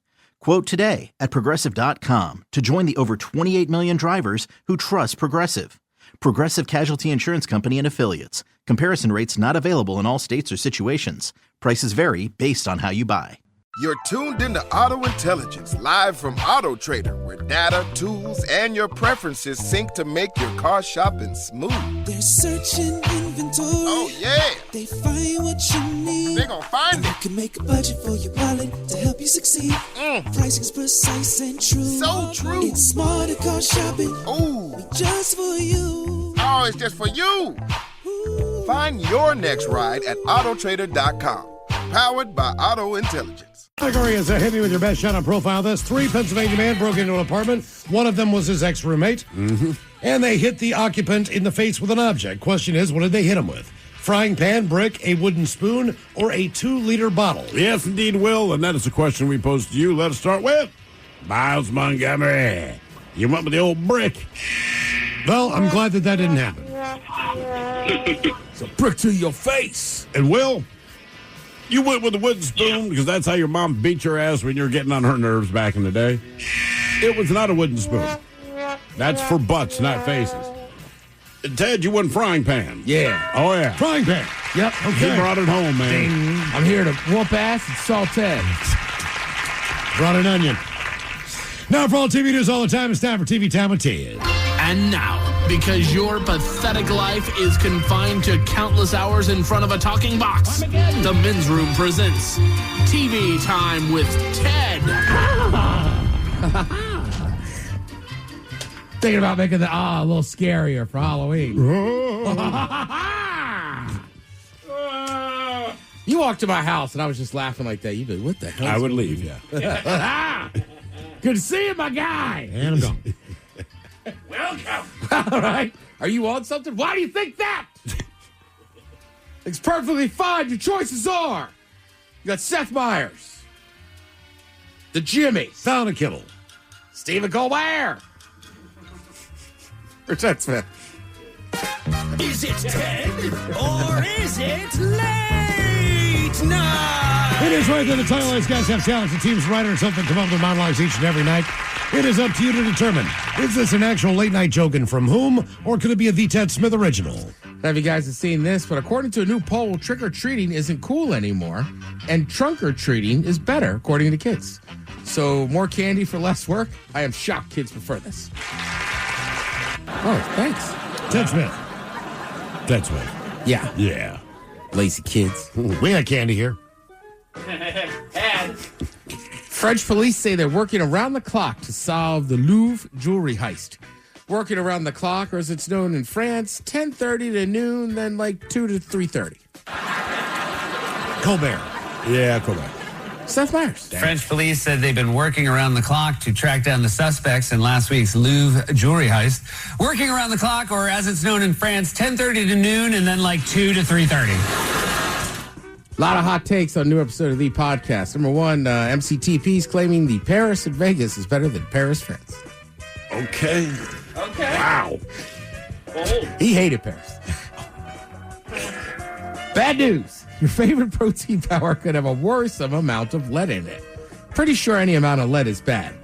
They're being a little nonchalant with that report. It's like your doctor saying, I'm looking at your x-ray of your bladder here. It has a worrisome amount of thumbtacks. Colbert. Yeah, Colbert. Yeah, that's Colbert. Well, bad news. According to new research, your favorite protein powder could be exposing you to worrisome amounts of lead. Pretty sure any amount of lead is bad. They're being a little nonchalant with that report. That's like your doctor saying, I'm looking at your x-ray of your bladder here. It has a worrisome amount of thumbtacks. Tesla has issued a recall for more than 63,000 Cybertrucks because the front lights are too bright. Apparently, you could see people laughing at you from up to 300 yards away. Fallon. Yeah, Fallon. Seth Fires. Tesla has issued a recall for more than 63,000 Cybertrucks because the front lights are too bright. Apparently, you can see people laughing at you from up to 300 yards away. I just want to get this story out there. The Kardashians obviously are part of TV now. And massively successful show, this and that. Kourtney Kardashian's now selling lollipops for her vagina. Yep. It's, no, you just suck on them morally. They also come in. Oh, you don't. Nope. Oh. No, they also. So the lollipop goes in your mouth. Correct. But it helps your vagina. Okay. I saw the headline yesterday, and it I just said, assumed like, she had vagina lollipops, and I just went down, like, the Gwyneth Paltrow road. Like, all Me right. too. The lollipops, which also come in gummy form, contain a probiotic that helps combat things like bacterial vaginosis. Supercalifragilistic. Bacterial vaginosis, yeast infections, and aerobic vaginitis. What's up? No. Keep reading that. I want to see you get through this. The lollies are called lemon purr. All right. What if I tried one of these? I wonder what would happen for me. Your vagina would not itch. Thank God. Do you have aerobic vangitis? Not if I suck on that. What the hell is that? I don't Sorry. Aerobic? Vaginitis? Vaginitis. Aerobic vaginitis. It's aerobic. So now it's doing exercises. It's working too much. I got to go. Look out. I hope I'm saying that right. Aerobic vaginitis. Or aerobic? I don't think that's going to help. Aerobic vaginitis. It's like saying you got BO under your arms, but a lollipop's going to help you with that. I don't know if ladies like she just says, I love that they can turn daily self-care into something sweet and simple. Aerobic vaginitis is a vaginal infection characterized by an overgrowth of aerobic bacteria leading to inflammation of the vagina. What is aerobic bacteria? I mean, is it just from sweating down there, working To the out too much? oldies or something? Everybody kick your legs. Aerobic. Yeah. An organism or aerobe is a no. Oh, an aerobic organism or aerobe is an organism that can survive and grow in an oxygenated environment. Don't blow down there. Okay, and some of the symptoms. All right, redness and swelling of the vaginal lips, pain during intercourse, itching or burning, vaginal odor, and my personal favorite, vaginal discharge that is thick, yellow, or green. It starts looking like Jimmy Carter smiling. God damn. Don't bring President Carter's dead. Don't bring him into it. That's fair. That's my bad. Yeah, I don't know. But you know how hard it is to find beef liver or milk thistle in a gummy? It is very hard. She's got lollipops for her privates. Yes. Beef liver for your vagina. All right. Your vagina with beef this liver. beef liver. A lot of iconic TV costumes have recently been sold at auction. It's kind of interesting to see how much some of this stuff got. All right. Let's see. Herman Munster's costume from the Munsters. How much do you think somebody paid for that? $2. They're all 12,500. I know. $37,500. Wow. Damn. And it's just like a giant suit for a big dude, right? 'Cause Fred Gwynn was a big man anyway. I don't know. Okay. Okay. Maxwell Smart shoe phone. Ooh. See, I'd spend for that. 40 grand. 50. 28. Throw wins. 35. All right. Okay. Now, that was kind of cool. It'd be also better if it was operational. But here's the thing, like, because if I had Fred Gwynn's suit, I'd have to tell people what it is. Correct. No matter what. The shoe phone, if you know Get Smart, you'd be like, you got to be kidding me. You figured, like, you got Indiana Jones's whip hanging up in your house. People will look at that and know, or at least have an idea that that's what that is. Sure. Herman Munster's suit. suit's just a suit. You got to have the hat, too. Oh, or, yeah. Or you're Yeah. just whip guy. You don't want to be whip. Well, Bring your aerobic vaginosis over here. you can be whip guy. I just feel like it's got to be in the bedroom. If I walk in your living room, you just got a whip, and there's no Indiana Jones hat. No, we have sex out here. That's I'll be like, what in the hell is Mike getting into? Remember I Dream of Jeannie? Oh, yeah. How much do you think her pink harem costume went? Now, that would be a That's- little bit more. I'd say Yes. 50. I'm going to say that's 80. Wow. 40. 42.5. 42.5. All right. God, I'm over again. Yep. All right, how about this? Captain Kirk's Starfleet uniform. That from would probably get Star Trek. over 100. 100,000. Yeah, I'm gonna go. Jesus Christ, how much money y'all got? I'm gonna go 85. We're spending your money. 62.5. 62 and a half. Now That's probably the most iconic thing we've heard so far. And you don't have to explain to anyone what it is. all right, 2 of Fonzie's leather jackets, worn by Henry Winkler, 65. 87,000 and 75,000. They went for more than Captain Kirk's Starfleet uniform. Yeah, That's surprising. It's still a He leather jumped a shark in that. I know. What have you done? Who doesn't water ski in a leather jacket? I knew that website before I knew the phrase. Right. Oh, jumping the shark? Yeah, I knew it meant something was over. That's one of the funny things. Probably the longest lasting cultural impact that Happy Days will have is that it gave us the term "jump the shark." Yeah, because they put out Because that anymore.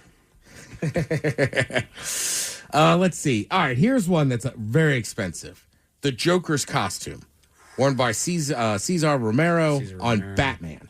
Oh, that was the Adam West Batman. Yeah, that's right. So these, and then we got Batman. The and Robin. Riddler was the best one. 150. I'll say 80. 110. Now you guys are way too low. This is the Joker's costume, the original Joker. 212. It was too pink for my taste. Okay. I know, but still, if you had it, Yeah. you know. Well, and that Batman is not nearly as scary. Not at all. Bam! But the Joker was probably the scariest villain. I'm not sure. Because with the Riddler, not really. With the Penguin, that was a joke. Yeah. The Riddler's just weird. I don't trust guys in bodysuits. That's probably a good rule to live by. Yeah. Me this. Right? Where are my pockets? Riddle me this. What side do I hang to? It's like the left. That's a goddamn pants. How long does it take me to go to the restroom and get out of this? 4 inches. All right, now Batman and Robin's costume, worn by Adam $300 West grand. Burt Ward, right? and Burt Ward from the original Batman series. I'm going to go 300. Is this on a Batman. combined or is this each? This is both. So you gotta Okay, pump up I'll the say numbers. $400,000. Yeah, I was going to go right there. I'll say 420. I'll say 450. Pump them up. 5. A little bit more. 6. Not that much. 550. $575,000 For both of them, though. For both of them. Well, no one's wearing Robins. No. But if you have Robins, you need to have Batmans. You can't be the guy that just has you know what? Robins. You can have Batman without Robin, but not Robin. I was without Robin Batman. for Halloween 1 year because it was. My mom deducted that it was the easiest because you didn't have to make the hood, the hell. Yeah. It was the easiest costume that she could make. Were you mortified? I didn't know any better, I don't think. But yes, because it's just a face mask. Yeah. You know. We'll get into this probably on Friday or something when we talk costumes. But again, 1 year, I took cardboard, like boxes, and just wrote or painted them brown and wrote Hershey's on it and then wore it like a sandwich sign. That's just the poorest, saddest. Ghetto as Ghetto Halloween. Isn't it? Nightmare on your street. Huh? Join D. Smith for another edition of Ghetto Halloween. People are giving you sandwiches to take home. Here, kid. You go, you man. might need this for later. There's $20, man. That's- Exactly. Hey. Take care of yourself. Hey, come son. on in. No, it's okay. Thanksgiving dinner. Here's Come on in. Here's a milk. I kid you not. We cleaned out my dad's house. That damn thing was still in the attic. The Hershey thing. Yes. Did you put it on? No. I thank God, right? Because we had to do it in 2 weekends. Thank God, like my mom called me and said, "Guess what? It's still here." And I called my brother on it right back and said, "I did burn it." Right? Like, the last, what would I do? Who's saving that? Why? Right. And what am I going to show it off? Hey, you want to hear about a sad childhood costume? Hey, good news. I still got it. All right, for you to watch tonight, you got the World Series Game 5. Hey, look, change the tune. Maybe go Blue Jays, right? They knocked out the Mariners. They're hitting the crap out of the ball. My main thing is now I want to see this go 7. It just might, man. Right, that thing goes I cannot 7. believe they're in it. To be honest with you, just watching the Dodgers play and NLCS, I didn't even think they had a prayer. I'm with you. I thought the Dodgers were just going to smoke them, but Nope, Yankees just suck. Thank you, Ted. We appreciate it. You're listening to The Men's Room. Men's Room returns with Miles and Thrill. Now, let's see what's happening in the real world. All right, here we go to Germany where rats are attacking bats and snatching them midair. Meanwhile, a man breaks into a home and thinks a bottle of wine is his to share. Cop shows up for Zoom hearing not wearing pants during case. A man reunited with a dog 7 years after a burglar snatched the dog from the place. And a sad story out of Indiana involving a flying deer. It is time for your headlines. Now, it's time to hit the headlines. Here's my cop. All right, our top story. We go to Detroit, where court can be interesting. We toasted this man earlier today. A video is going viral of an exchange between the judge and an officer that gets a little awkward. The man before the judge is a local officer who's in court to help out with charges of reckless driving and public intoxication. And when he is asked to identify himself for the record, the shot pans to the officer who is at home on a webcam, and he states his name and rank with the local PD. And we can see that the officer is dressed for the occasion. Mostly. He's wearing his button-down uniform shirt, and that's about it. But our man isn't the best with camera angles, as he is in full view of the camera shot, and we get a look at the fact that he has no pants on. You got some pants on, officer? No, sir. Officer Jackson, okay. Okay. Just gonna move on. Yep. And he put pants on, right? No. He just adjusted his camera. Oh, all right. I gotta put pants on for this. You know, that dude guilty. Oh. Like, video calls have made a lot of things more convenient, and it's kind of taken some of the integrity out of the court. There are too many people that are way too cavalier with it because they're not there in front of everybody in court. It's like, things change when you're not in person. Right. Let's start changing this to where people have to appear in court again, huh? Yeah. Let's make this happen.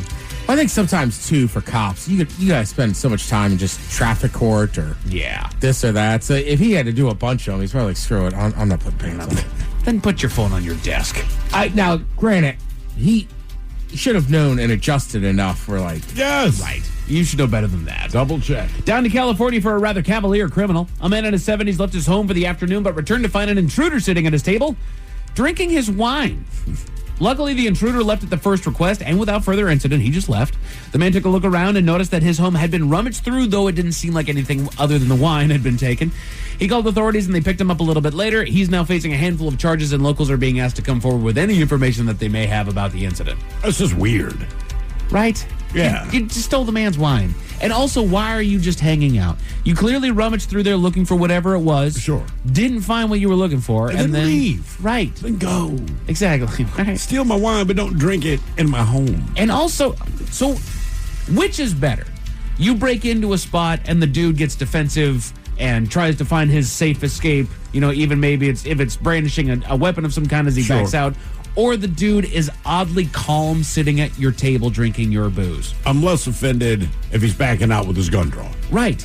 There's a recognition that they have done something they should not do. Correct. He has a gun. You're using it for the purposes it should be used in this situation. Right. The guy drinking the wine, like, nothing that you've done bugs you. No, you're crazy. Yeah. Dude, something like that kind of happened to my mom. She used to use the park and ride and then go downtown D.C. Okay. And somebody broke into her car, obviously figured out her address, and they broke into her house. But they only took booze. When they figured out it was just like teenagers. Huh. Yeah, because even the cops were like, it's very strange. Like nothing else was missing. They just took booze. Just booze. Okay. Yeah. Sign of the team. Yeah. Then they caught him. I guess they've been doing it all over Colombia.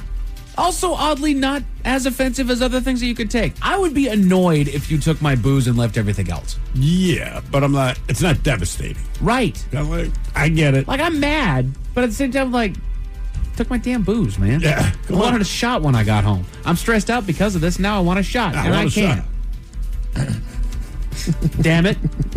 Damn kids. Damn kids, get out of my house. Yeah, hang outside the 7-Eleven and wait for somebody that's old enough, like we did. That's right. Don't do that. Fashion way. Yeah. Over to Europe, where they're concerned about a local animal population. For years, researchers in the area have been watching the local bats and found a new threat to their survival, a predator that they did not know that they needed to be concerned about.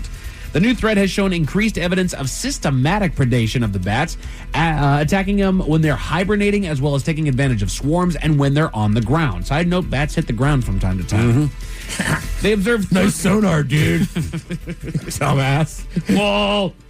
Imagine if Batman just, like Dracula, just flew into the ground. Damn it.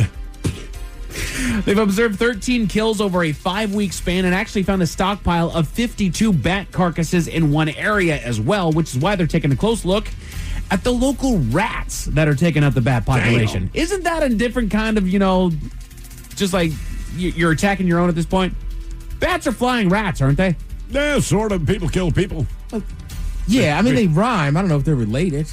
Bat, rat. Well, they're both mammals. They're both vermin. All right, you do win this one. Okay, thank I'll you, give it Ted. to you. Yeah, Appreciate it. All right. Good job that they rhyme, though, Ted. Proud of you for picking that up, buddy. Research has warned that a single rat could take out upwards of 7% of the local bat population all on its own. I'm sorry, I didn't know I needed to answer you that got out. it. Hey. Beat families down. But just in case those stories have a bad taste in your mouth. Thankfully, there's good news. To Tampa, where once again the story gets worse before it gets better. A woman came home to her apartment one day to find that the door had been kicked in by a burglar and some items from her home were missing. But the missing thing that she cared about most was her husky, Luca, who was either taken or left through a now open door. In spite of her efforts, she wasn't able to track down her beloved pup, and that is when she got the phone call. That is until she got the phone call 7 years later. An officer found him wandering the streets, and immediately he jumped into the car door that the officer opened for him, which means he wanted to go home now. Yeah. He needed a good amount of medical attention from the vet that he was taken to, but he was eventually reunited with his owner, and the two are finally comfortable at home once again. Brilliant. Men's Room Sports. Ted said you got college football on ESPN2 and CBS Sports, basketball on ESPN, hockey on NHL, and Game 5 of the World Series is over on Fox. As far as your weather, you got a few clouds and a low of 43 tonight, expecting mostly cloudy and a high right around 55 tomorrow. That's it for your headlines with that, Mike Hawkins. Thank you, sir. We appreciate it. We'll see you next time for the return of Big Dummy. The head chef is back with Ted's Meat and Potatoes. Lovely Jolene's coming up here in just seconds. Yes, indeed. It's all true. But in the meantime, well, we be all about this biatch. So until tomorrow, please do what you do best. And for Aletha's sake, stay beautiful. The Men's Room has been taped before a live studio audience. Wardrobe and makeup provided by Mantastic Limited. This has been a presentation of the Men's Room Radio Network. Oh,